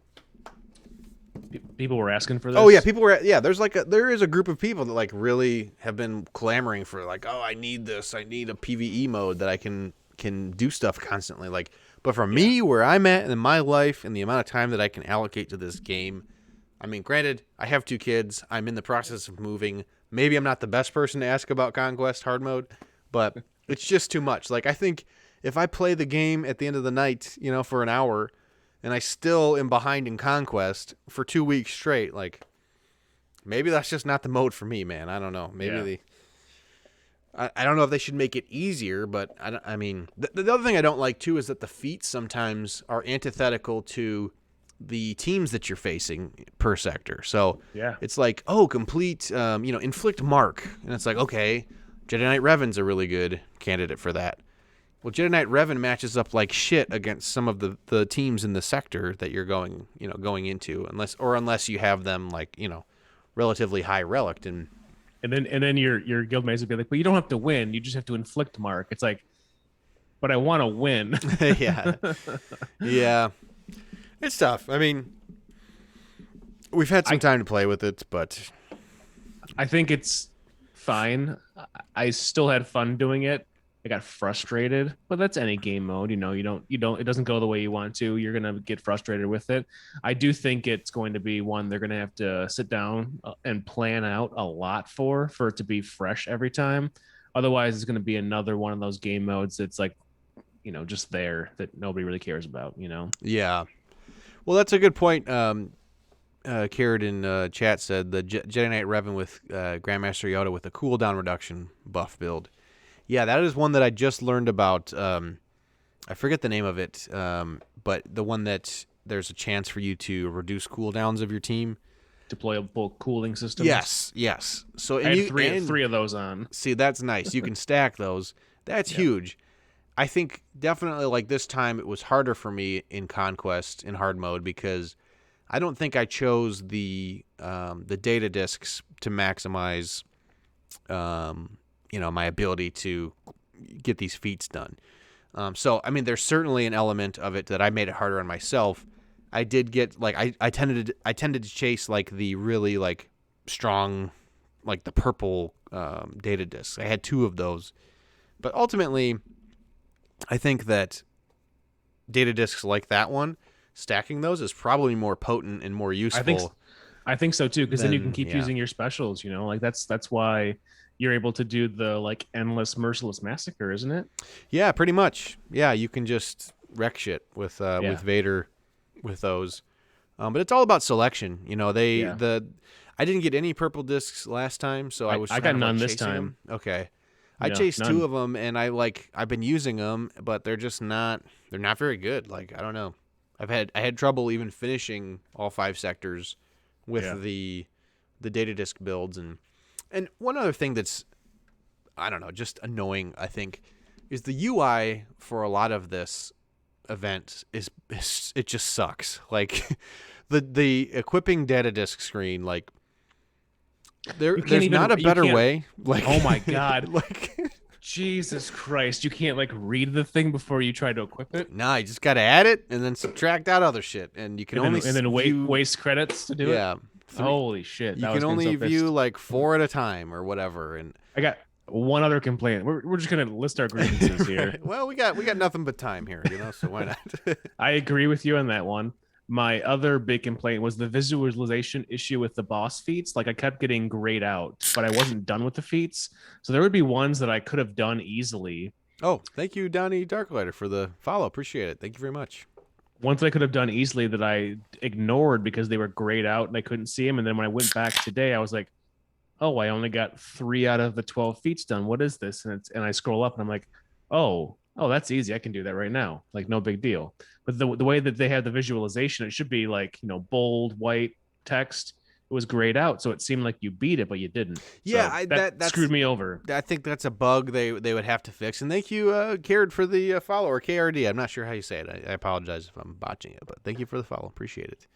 Yeah, that is really annoying. Then you have to like crank up the brightness on your screen, and you're like, what the fuck do I have to do? Yeah. I'm missing a feat here. Which one do I have completed? It's just, and then sometimes they are illuminated, so that's a bug they're gonna have to fix. But the UI just sucks for this event. Like, the other thing I didn't like is, okay, so say you're in a sector, it seems like it always scrolls you all the way to the right where the boss is if you've completed the sector.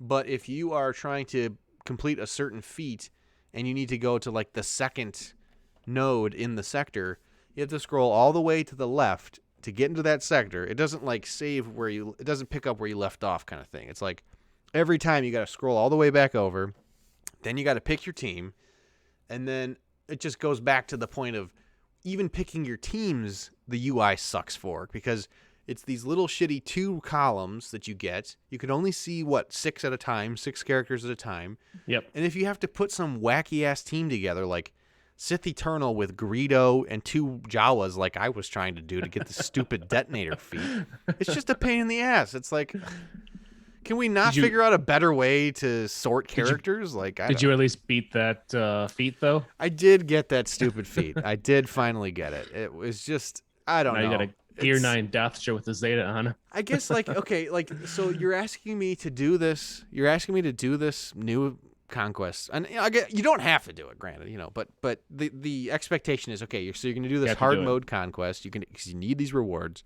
You're going to have to fuck around with these new modifiers we added to the game, these data discs. Then there's these consumables as well that factor in that are going to help you with feats potentially. And then you have this stamina mechanic. Then you might even need to level up characters that you've neglected because they're shitty, and you don't want to put them into your roster. And then also you're going to have to swap around mods potentially so that you can maximize your ability to complete these feats to get the rewards. It's just a lot, man. I just it's just too much for me personally. I think that's where we're at right now. This iteration of it, it's just too much for me. I'm going to make this my thing. I'm going to be the expert at Conquest. Okay. You're going to be the GAC expert. I'm going to get real deep into Conquest. Okay. Right. Because I suck at GAC and there's no other option. I mean, well, and it's going to be a moving, there's moving pieces to it, of course. They're going to tweak things. They're going to add things, remove things. So we'll see what the final product ends up being. And the cadence, we don't know either. I don't like it running in a territory battle. It just seems like it would be a good idea to stagger them, territory wars, not territory wars, territory battles going on. Then you can have, have a Conquest running. It'll have to overlap because it's 2 weeks. That's true. Yeah. I just wish there was a way to time. It just seems like there's too much going on with GAC as well. And I think it's only once a month though. When it like gets into its proper cadence, it'll be 2 weeks, but then it's over for a week, and then it's 2 weeks. yeah. That's a good point, Bensil. I hate how he says I hate how if you buy something on the vendor that has literally every gear relic piece on it, it throws you back to the top. Yeah, there is just like it's a very clunky interface, and there's multiple ways to buy the Conquest store stuff, which I don't like either. Like you can buy it within the the game mode, and then there's like the separate store, and like I feel like everything that the scavenger has should be just in the game store, in like that mode of the game store. Like, I shouldn't have to like go to every single scavenger to see if I can find the thing I want. Yeah. It's the prototype. It's what they're rolling out, and on CG's behalf, they have been transparent about it before the release and leading up to it, that this is a living, breathing thing, and they're going to take feedback from the community. So, hopefully they make some improvements and fix the bugs. And there's definitely a lot of weird stuff happening with lag in the game, or like units being dead that are still present on the screen, like they have no health, but they're just like, this happened multiple times with me, like with Malik once on the enemy team. He was dead, but he was still pictured, like he's just frozen and has no health bar. And I'm like, I couldn't target him. I'm like, what the fuck? But he was just dead, and I know they released something with like Jedi Knight Luke had some kind of weird interactions they were trying to fix in Conquest, but I never came across it in my play. Oh, okay. I don't know. We'll see. We'll see what's gonna happen. And if anybody has any opinions in chat, feel free to throw them out there. What you think about it?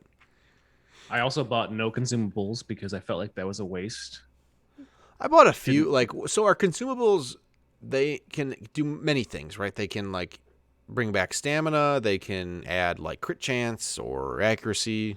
Are those all consumables, or are med packs a different thing? I don't know. I don't know the verbiage. I didn't touch them. I was like, I'm not going to use these unless I have to, and I didn't use them, so I don't know. Yeah, I might as well pull it up here while we're in it. But I would assume the ones that get your characters that are dead to come back into use would be probably the best ones, like the stamina boost ones. But yeah, those are good. Like, because I like having Sith Eternal myself, I'm always I'm riding him into the ground because yeah. But I don't even know if that's necessarily the best way to go about it. Oh yeah, so I didn't always use Jamal because I didn't want to like kill stuff too quick. Yeah. In certain circumstances, but I definitely like killed Hoda off several times. Okay, so there's data discs, and then there's consumables, and then consumables are broken down to 3 different components. There's boosters, med packs, and techs. So I think med packs are the ones that bring back stamina. Boosters enhance things like I have one for plus 61% crit chance. And I don't know what the techs are, but yeah, I am currently 320 out of 360 for the 6th box. And I'm going to be drunk by the end of this podcast if I'm not already drunk, and going to have roughly an hour after the podcast to try and get 40 tickets or whatever. So just and tomorrow. We'll do it live. We did the cam mission last time. It was super successful. Come on. Nobody's going to want to see that. We're going to get this 700,000. I don't even know. I've lost the thread. Oh man, I'm all set. And I just cracked another beer. Should go great for later in the episode. And Karen said, "I only think it's worth it are the stamina. Oh, you only think the stamina ones are worth it. Yeah, I could see the other one, like the boosters, being great for a specific. If you're really focusing in on a specific feat, like I added one where it gave like my units like 200% health, I think, something like that, which was really helpful for especially low geared characters like the Jawas, the Gear 9 scavenger that I had, trying to get the detonator feat. But I don't know it.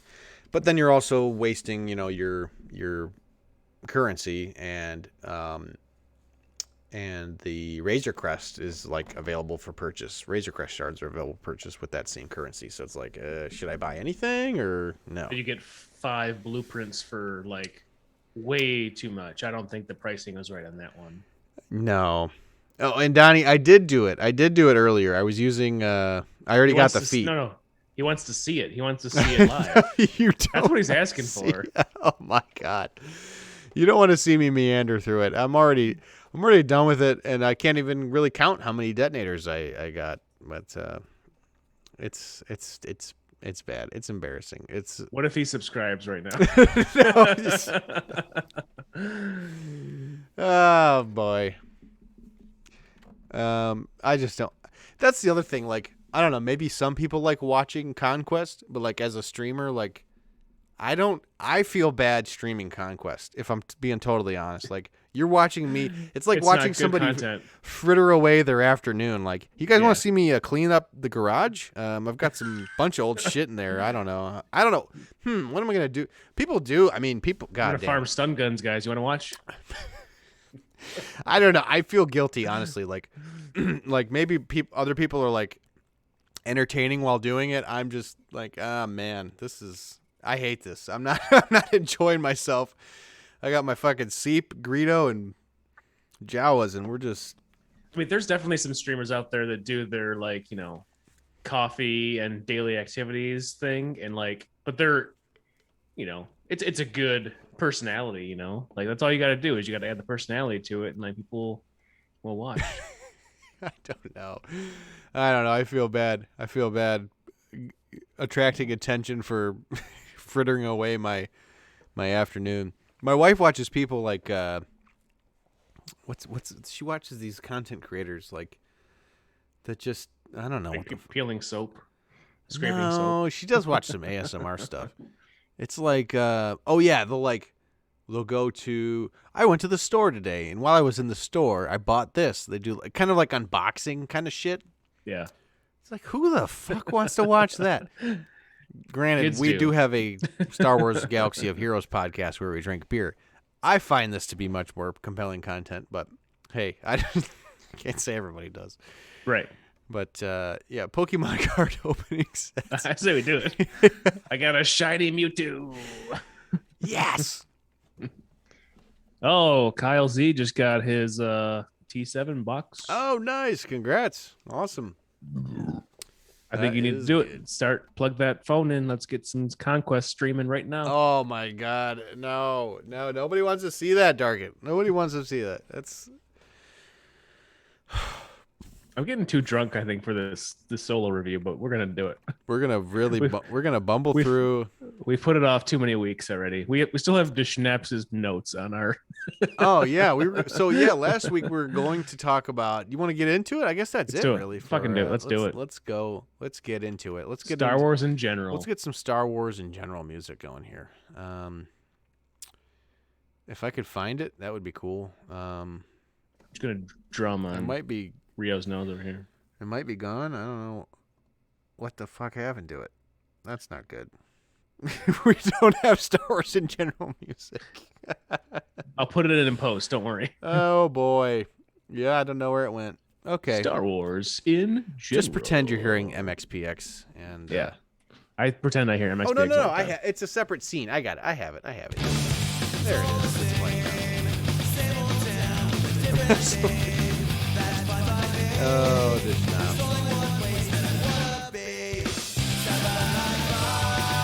All right, MXPX is off. We don't want to get pulled from YouTube. Nope, definitely not. Schnapps, we can talk about my rebrand if you want. I mean, it's not really a rebrand. It's incredibly dumb. I don't know if we need to. Well, we're already in it.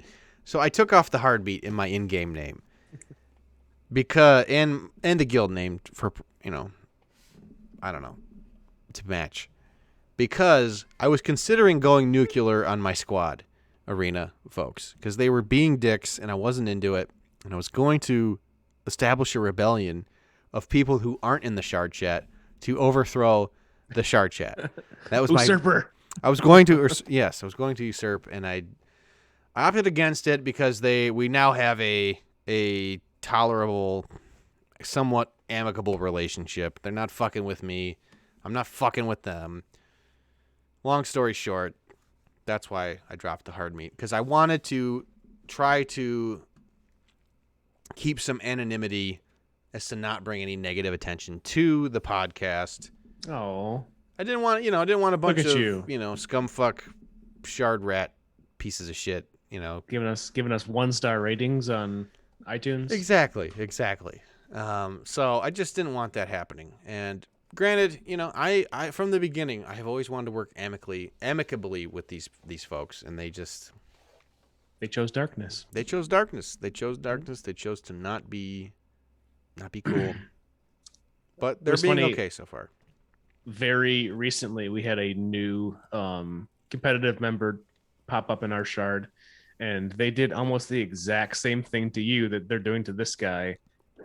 They eventually let him in, but I was like, you guys just need to let this guy in. Like he's fine. Like I was in like a separate direct message with him on Discord. Mm-hmm. He's like, why do these guys keep fucking with me? It's like, I don't know. I'm not really participating. And then like for 3 days I had to participate in fucking him over. But eventually he got let in. I was like, I don't know what you guys are getting out of this by like locking this guy up.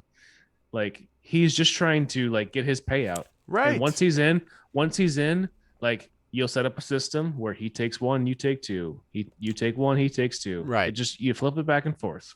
Not a big deal.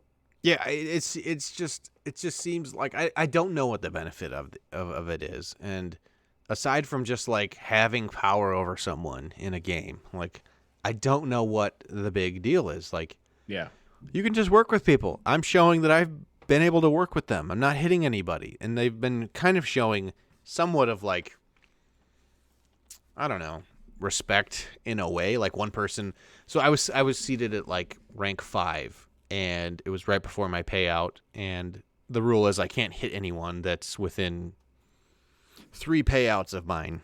So I didn't. I just hung out at 5. Truthfully, I was out of crystals, or out of attempts, and I didn't want to spend crystals. And it's like, I'll just stay at 5, or maybe I was higher than that. It might have been 3.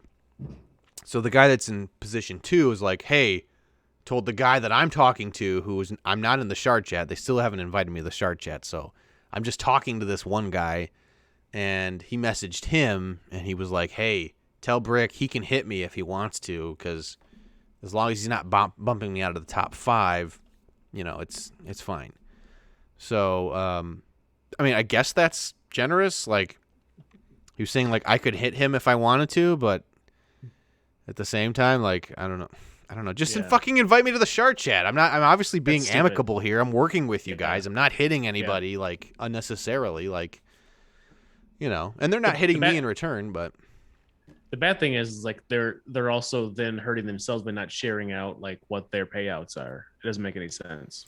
Well, and that's the weird thing is like they have let me know all of their payouts. So I have a list. I'm avoiding all of them. I'm following the rules. I am, and it's just like there's no benefit in not having me in the shard chat because I can only help, with the people that are being disruptive and dicks. But I got typecast as being a disruptive dick just trying to get to my payout because again, I didn't know anybody's payout. And what is how dare you take care of your own self? Right.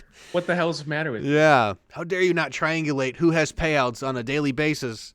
Because you have nothing else to do in your life but to check on an hourly basis to see who's in first, triangulate, and create a spreadsheet. You stepped on my toes, man.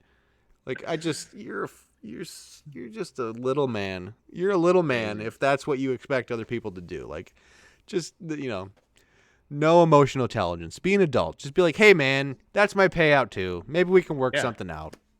Sure. Doesn't make sense. I don't get it. Anyway, and I'm with you, Carrot. It is organized collusion, but like it's just a contrast. Like my fleet shard, I had problems with my fleet shard chat as well, but we've worked it out. Now we're all amicable. We work together. It's great. It's a great community. The squad arena has just been, completely different. It's just been a different. Squad arena is usually a little more dramatic than fleet arena is. Yeah, there's so much drama. Like the way this guy talks to me about it, he's like, "Oh yeah, people are already looking for a fight." It's like, what the fuck is this? Is this Pokemon or something? Are you guys gym leaders? Like, what's happening here? Like, picking a fight. What the? Who's picking a fight? Your payout's your payout. Shut the fuck up and get to your payout. Leave everybody alone. Like, it's just. You want to talk about Pokemon Go? I'm ready. I'm playing this since launch. Let's go. Yeah. Oh yeah. You should start your Pokemon Go podcast. I think I just pulled out one of my cords. Oh, you did. Your audio's PC audio. Yeah. How's it? Is it good now? You're good. Yeah, you're good to go. Okay. So yeah, let's hit a chord. Let's talk about Solo. Let's do it. I do have one other tangent that I want to go on eventually, but we can save it for later. Go ahead if it's not Solo related. It's not Solo related. So I think this is. I'm gonna just declare this is open to any of our listeners. Also, in this August, we're gonna be going down. Well, some of us are gonna be going down to Brew Dog in Columbus, Ohio. So if any of you are interested in hanging out, Brick is on the fence. He's a hard maybe. I'm a hard maybe. I'm gonna try and make it though. I think I can talk Mrs. Hardmeat into it. I've planted the seed. We'll see. Good. We'll see. This takes there's diligence. There's a lot of ins, a lot of outs, a lot of what have yous. You know, it's very complicated. A few Crazy of us K's going nice. Yeah, Look. Crazy K's going. Nice. I'm going. Loki, Ninja Emus. Full disclosure, Schnapps. it is in Ohio. Schnapps. Are you coming to Brew Dog? I know. Isn't declared yet. Ohio is gonna. It may be a deterrent. It is Ohio. It is Columbus, Ohio, and this place, Brewdog, is. There's literally taps of beer in your hotel room. Yeah, and there's a shower beer fridge? cooler. We bought the biggest suite that you can get there, so it's a suite. It doesn't feel like you're in Ohio. I'll say that right now. It's like when you're there, it feels like you're in a cool place, like you're not in Ohio. So yeah, you should definitely use your family as a reason to go to that general direction and then be like, hey, I'm going to go over here for a day or two. Is that cool? All right. Yeah. It's I was looking at it online. It looks pretty dope, man. It's so you guys got a suite or just a hotel room? We got the Brewmaster suite. It's the biggest suite they have. So you guys are all in a suite. Yes. So that's where you're sleeping? Yeah. But it's also just like a huge room that you're going to hang out in. Yeah. Like I don't know like the other options that are available, but they had like two big suites. There was like the Brewmaster suite and then like the blah blah blah suite, and we were like, well, which one's more expensive? Let's buy that one because one's probably bigger. Okay. But then they also have like a huge bar, like a huge open bar with like games and stuff. Well, yes. So obviously, just like that's the place. Like you go to your room, and that's you sleep or whatever. But it's a brewery, so like you go down to a brewery spot and like hang out there. And there's a whole arcade. There's a Star Wars pinball machine. It's fucking awesome. Oh shit! It's a bunch of outdoor games. There's a dog park. It's pretty cool. Yeah. So that. If you're interested, inquire within our Discord. We should have a link of that. Yeah, August 20th. Some of the bitch. Ish. If you can you pull up a Discord link? Are you able to do that? The Discord link is on our page. Oh, okay.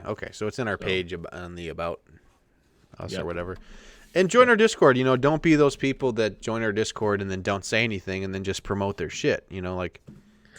That seems to be happening more and more every day. It's like, okay. Like, join this recruiting server. It's like, I don't even know who you are. Right. Where did you come from? You don't engage in any channel, so we don't. Do you play this game? We don't know. Do you? But your profile picture looks like you're an attractive person, but I don't know anything about you. Right. I'm skeptical. I don't know where you got this crazy font for your name, but whatever. Anywho, so yeah, let's talk about some Solo. Let's do it. Solo. So we're talking about Solo. Released. Solo. Oh, go Solo ahead. was one of my favorite newer movies that has come out in the Star Wars stuff in the last 5 years. I didn't think it was going to be that after I first watched it. I was like, that was kind of weird, but I realized, in the years following me watching it for the first time that it had to just be put in a separate space for me. Yeah. Oh, You know, hold on, real quick. We didn't really explain this. I'm sorry. I didn't mean to cut you off. But Chronological viewing, Star Wars Galaxy. yeah, so for those who we have some viewers, and I apologize if this is a little bit of a hard left turn, but we don't only talk about Star Wars Galaxies of Heroes. We do talk about, we're doing a chronological viewing of all Star Wars video content. So right now we're up to Solo.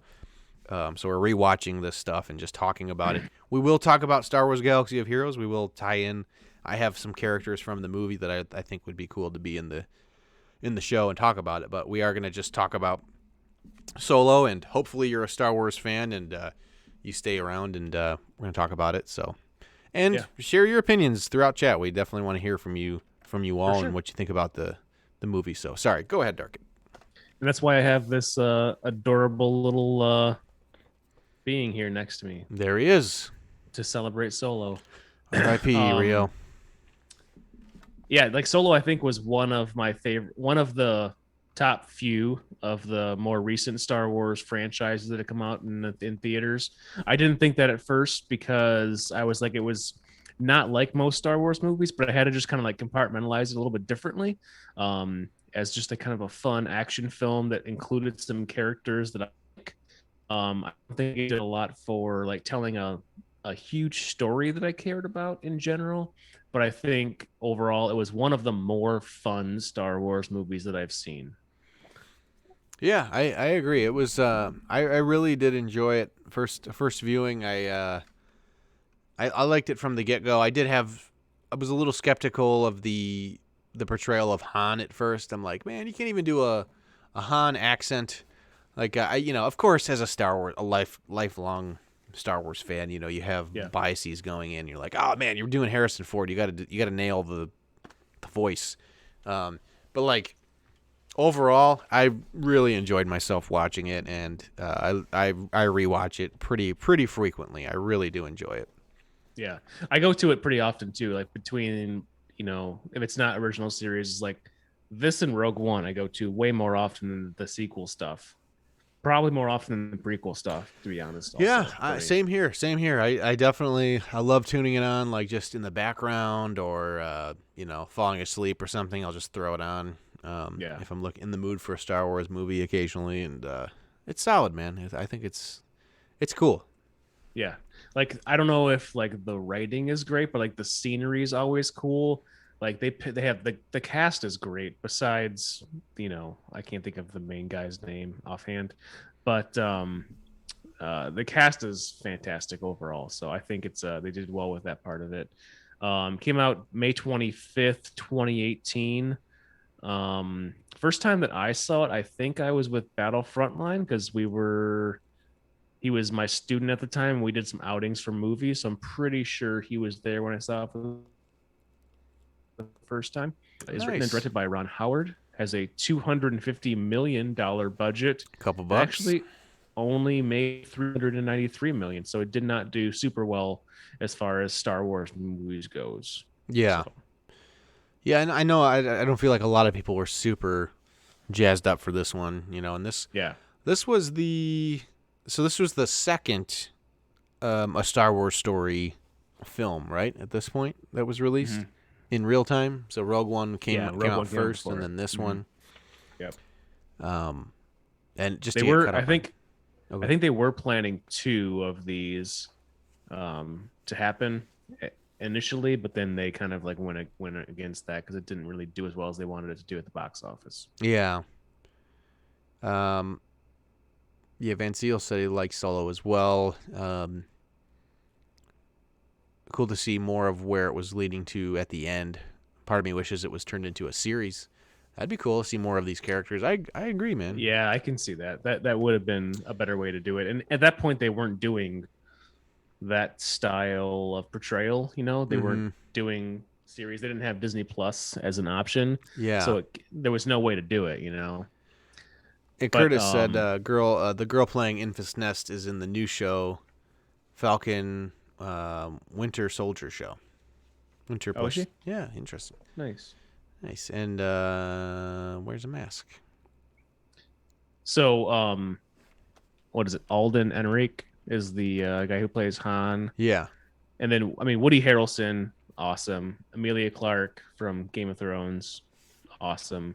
Donald Glover, you couldn't ask for a better, just like entertainer overall. Like he is so well rounded and like does everything awesome. So like loved having him in this. Oh yeah, dude. He nailed the accent, the Lando essence. Like hearing him talk for the Swagger. first time, you're like, is that a young Willie D? It just sure is. Yeah, no, 100%.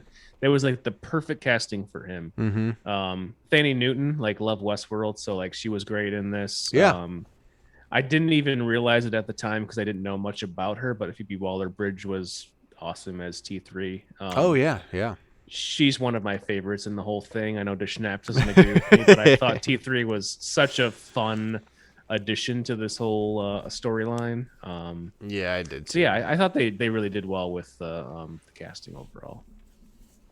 Yeah, I agree. The voice of Han was a little off, but I thought that I think he overall did a good job. Not my favorite in the movie, but I think he did a serviceable job for sure. Yeah. But it was cool. It was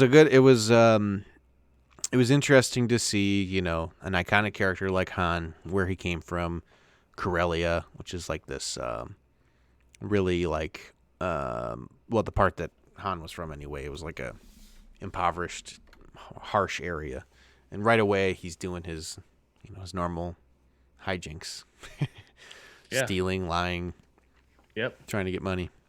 The whole time. Yeah. I mean, I thought that was really cool. It's like the different like kinds of like there's like definitely different acts in this Mhm. whole movie, and like he definitely plays the part, or they wrote the part very well to like how he would adapt to that kind of a situation, where he's on Corellia and they got to escape to him getting thrown into like being an infantryman. Mm-hmm. I thought that whole sequence was really cool.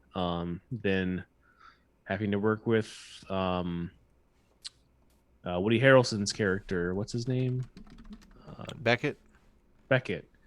And him with Fanny Newton's character. Like I thought there's just like a lot of like cool stuff. The scene of them on Vandor was super cool. There's just a lot of things that like you wouldn't expect Han Solo to have gone through that he did. It adds a lot of depth to his character. So Yeah, for sure. It's this is all taking place basically in chronological terms of the Star Wars universe. Basically, it's right when Revenge of the Sith is ending, or not right when, but it's essentially the uprising of the Empire. It's really when the Empire is taking root, which is always a thing that I've always been curious about, like how the Empire started and the kind of the grassroots of the Empire, because the Empire is composed of people, and it's not all clones. It's everyday people who get enslaved into this military powerhouse, and they're under the operation of, or under the assumption that their goal is to restore peace and unity to the galaxy. And yeah, they get sold this dream, and then seeing Han thrown into a foxhole and having to fight for himself with these these captains getting blown to smithereens and stuff, and really no real direction, and just these war-torn planets that they're invading. And I thought it was cool to kind of see that perspective of where the Empire's coming from. Like even in the the scene where Han and Kira are separated tragically, their love interests, and how the Empire is just sort of like sifting through people and kind of like almost as if they're just commodities, and vetting people like, hey, you can't be here, get out of here. Like you're starting to see the regime of control like really kind of taking root.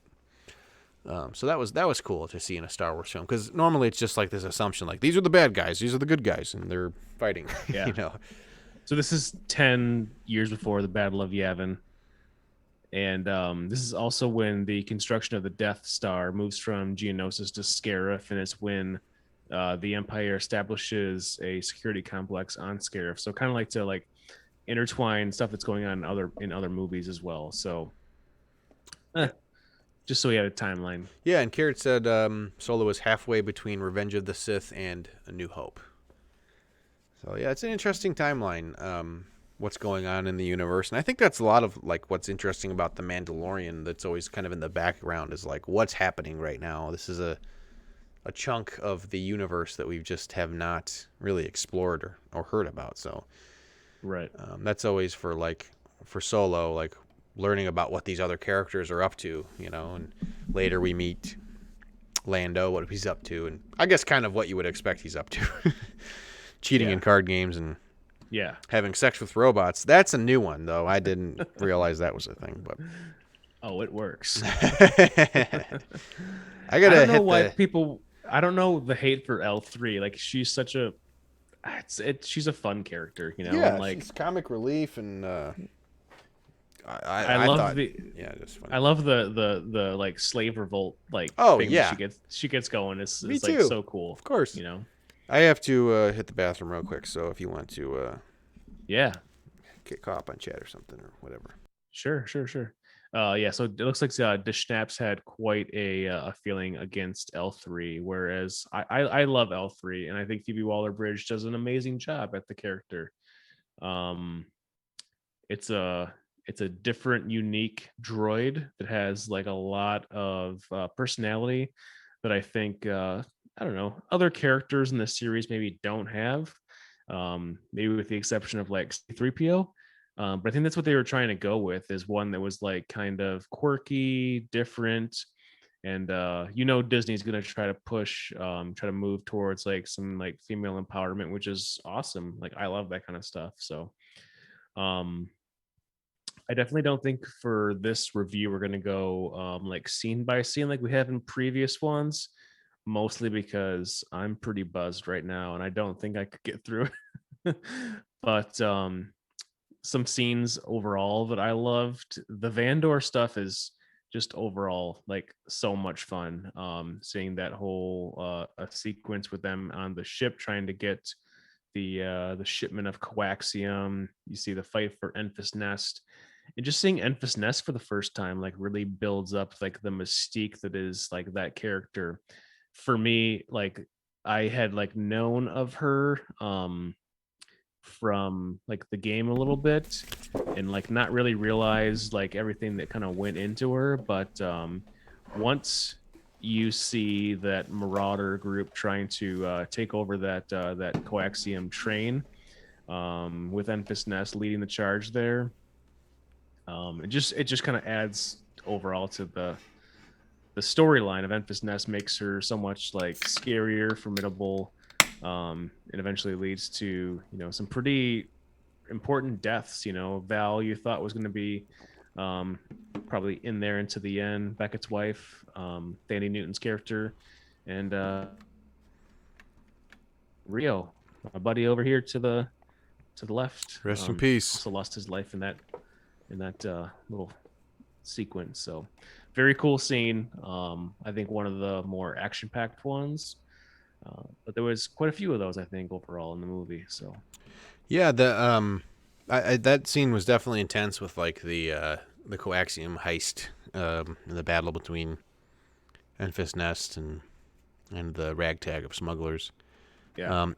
We don't have to do like a full synopsis. I was saying that too. Se, I don't think we're going to go through every single scene. Let's just kind of hit like big things, I guess. Yeah. But I loved the Dryden Voss. I love Dryden Voss' character, like very mysterious, and I would love to have his character explored more and like who he works for, and I thought that was I like the Terrace Kasi connection. I thought that was super awesome. That and that's a great question, Zareth. We were actually going to talk about characters from this film that we thought should be in the game. Beckett is certainly one of them. Scoundrel, smuggler. Why isn't leader, Beckett in maybe? here? He's like a very huge part of that movie.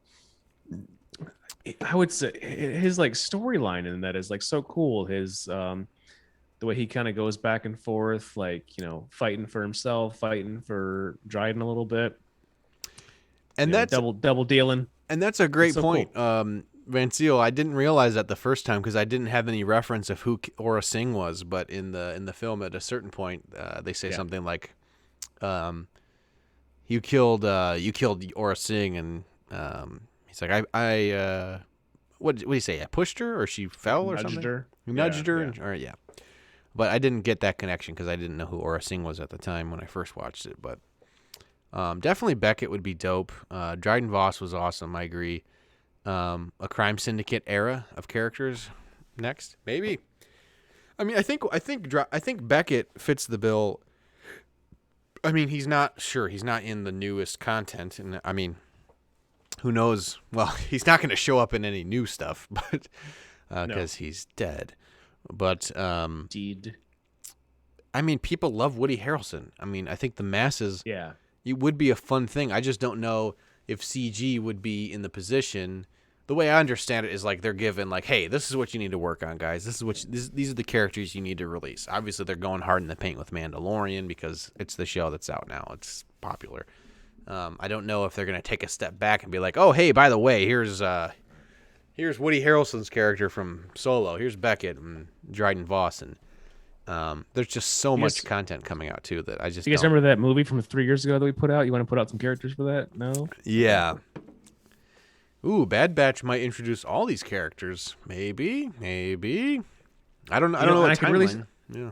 I could see Beckett as a neutral faction kind of thing, if they went that route.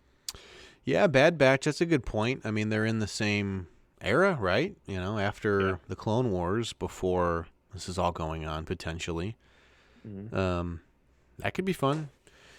Yeah, but, anyway, the Dryden Voss thing was cool. I'm a sucker for Terrascasi, like the art of the martial art of the Star Wars universe is basically like the kung fu of Star Wars. And I don't know a ton about it. Hey, what's up, the Nev? How you doing, buddy? Thanks for popping in. What up? From Escape Pod, of course. Follow the Nev and the Escape Podcast if you know what's good for you. Star Wars Galaxies, yeah, Zareth, dude, that's my jam. Don't get him started. Don't get me started. We won't finish the Solo movie, but dude, I loved that game. I played that game so much, man. That was that's probably to this day my favorite game I ever played. I'd say by a long shot. Star Wars Galaxy Real quick, of Heroes is up there. For anybody who's joining the stream late, at the end of this stream, Brick is going to go through all the Conquest feats that he hasn't gotten to No, I'm not. and make you watch it for the next 5 hours. I'm sure not going to do that. I respect. We are talking about Solo, Nev, the Star Wars story. Oh, nice. Caird was on the Eclipse server. Nice. That's one of the OG servers, if I remember correctly. I was on a couple. Shadowfire and Chimera was another one, a European server at some point. But anyway. But yeah, I love Terrascasi. So Dryden Voss was a practitioner in apparently, and I think he taught Kira, because Kira whooped some ass in this movie. Yeah, she did. I did not grind the Jedi profession. I stopped playing before I got super heavy into the Jedi portion. I was really into bounty hunters, pistolier, and then I made an alt at one point, and I went really heavy onto swordsman and master doctor, which was fun, using a power hammer to wreck stuff. It was a lot of fun, man. It was so fun. It was such a cool game. There is. I would love to. It would be fun to get other content creators that played that game or who want to play that game, because there's an emulator out now that the fans made, and it's very close to the game. You just basically need a copy of the game. It'd be fun for you to play it for the first time, Darket. Like, such a fun game, man. It was like, oh, you unlocked? Oh, man. Then you went off to the army. And when I came back, everyone could be a Jedi. Oh, man, that's crazy. Yeah, because the unlock to get a Jedi was just insane. There was like 27 professions you potentially had to master in order to just become like force sensitive to train as a Jedi. We've talked about it before, but yeah, crazy game. Anyway, I'm sorry, I'm going off on a tangent here, but dude, Zareth, we need to catch up about Star Wars Galaxy sometime. That would be fun. We'll have to talk about it. Okay. Anyway, We can Solo. just do some favorite quotes from Solo and then call it good if you want. Okay, yeah, that sounds good. Just to make sure the Schnaps has my full attention, mine was an L3 quote. She says, "I'm sure you've noticed Lando has feelings for me, which makes working together difficult since I do not feel the same way about him." I just thought that any L3 quote would be a good one to go with. That is a good one. I enjoyed that one. I do like, just for the tie-in of, us having a Galaxy of Heroes podcast about Galaxy of Heroes and beer. Kira says to Han when they're on the Crimson Dawn, I don't know, fleet or whatever, says, "What should we drink to?" And Han says, "Let's drink to and see where it goes." It's just like nice. a cheesy, but like perfect Han quote. Like, it's awesome. Yes. I like it. I liked just right when you first meet L3. I think Han sits in her seat and she just comes in and says, "Get your presumptuous ass out of my seat." Like, it's just like, I liked this movie, like rewatching it recently. Like, I forgot how funny it is. Like, there's a lot of comic relief in this film. There definitely is. Yeah. Lots of moments where, and it's authentic to Han Solo as the character in the all the Star Wars films, but there's this element of like, he's this anti-hero largely, and there's these moments where you would expect, oh, the triumphant hero is going to nail the landing, going to have the nail the impossible shot, and then it just doesn't happen, and then comedy ensues, like the part where he flips the ship when they're escaping from those in the very beginning of the film, when he flips the ship sideways and squeezes through that like real like narrow, and then they just stop right at the end. Like, there was just a lot of good comedy in the film throughout. So it makes sense for Han Solo for sure. Yeah, Han is one of the. I mean, there's a lot of good sources of comedy from Han throughout the films for sure. Yep. It's like what makes this character so awesome. Definitely. He's a badass and hilarious. I want another Solo movie, to be honest. Oh, fuck yeah, that would be cool. Bring it back. Do it again. There's still huge gaps, I mean, what did he do at the end of this film until the Snyder Cut. The Snyder Cut. Well, yeah, that was fun, man. And don't apologize for derailing, man. That I could literally talk about Star Wars Galaxies. Man, that should be a channel point redeem on our channel. We weren't railed, so we can't derail something that wasn't railed before. We were like loosely talking about Solo. Zareth, you've been on this show before. Come on. Right. So characters that should come into the game. We talked about all of them, I think. So Tobias Beckett obviously would be a good one. Rio, I mean, he's Ardenian. Ardenian is the race that he belongs to, I guess. Okay. I don't know. Again, like Val, she was gone pretty quick. I would say Beckett for sure. Beckett would be dope. Dryden Voss would be cool too. Crimson Dawn leader. See Dryden Voss. And I liked the Schnapp's idea that he threw out there that Dryden Voss could be a scoundrel capital ship pilot or captain. I think that's interesting, But it's basically just a hotel ship. Yeah. I don't know if it's not really like a fleet commander. It's not a fleet command, no. It's like, oh, let's get the 1%ers in here. Beckett and Voss, yeah, for sure, Carrot. I think those are obvious choices. And like, nobody's using really the Solo era characters to any, I don't know, level of success, Sarah says Lady Proxima. Or Curtis said Lady Proxima. Lady Proxima, nice. Yeah, right off the bat, I love the part where he's holding a he's holding a rock. And she's like, "This is a thermal detonator that I just armed." Yeah. That's a rock. That's a rock. You just made a clicky noise with your mouth. But yeah, I would like to, it would be cool to get some more characters, and if they did synergize with those other solo characters, great. If not, I mean, just Who cares? more scoundrels and smugglers, I mean, would be Yeah. a lot of fun to have in the game, I guess that's agree. it, man. I don't have much else. What about you? Yeah, that's pretty much it for me too. I Okay. enjoyed the movie. We'll watch plenty more times for sure. So Absolutely. I dug 7-star rating. I'd probably give this one a solid 5.5. Nice. I'll go enjoy it. 6 on it. I'll one up you. Just because I can, I guess. We'll put a Zeta on it then. Oh shit. I'll put 2 Zetas on it. I'll bring it to gear 8. We're going all out. No. You must be using it in Conquest. No. Does it release thermal detonators? Oh, jeez. Oh, Pete. That fucking feat is the worst. All right. If you enjoyed what you heard, continue watching. Brick is going to be streaming his I sure Conquest don't feeds. listen to Darket. He's full of prunes. Follow Let's us on Discord, Patreon. raid Operation Metaverse. Let's see good old Yeah. Maurice. Gom time. Solo is my wife's favorite Star Wars movie. Nice. Okay. It's a good one. That's a solid one, man. Your wife has good taste, in my opinion. Let's go raid Operation Metaverse. If the Gambit boys were going, we'd raid them. But we are going to raid Operation Metaverse. And the Gambit is doing their podcast tonight, I believe. So definitely stick around for that if you're up. But you want to take them out here, Darket?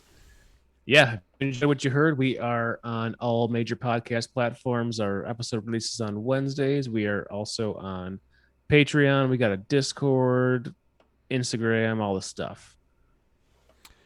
All right. And Gambit will be on in 15 or 20 minutes, Yeah, check them out. which will be 2 days past this time when you hear it on the audio Yeah. first. All right. Have a good night, everybody. Thanks See for y'all. tuning in. We appreciate you. Don't drink and hyperdrive. We are raiding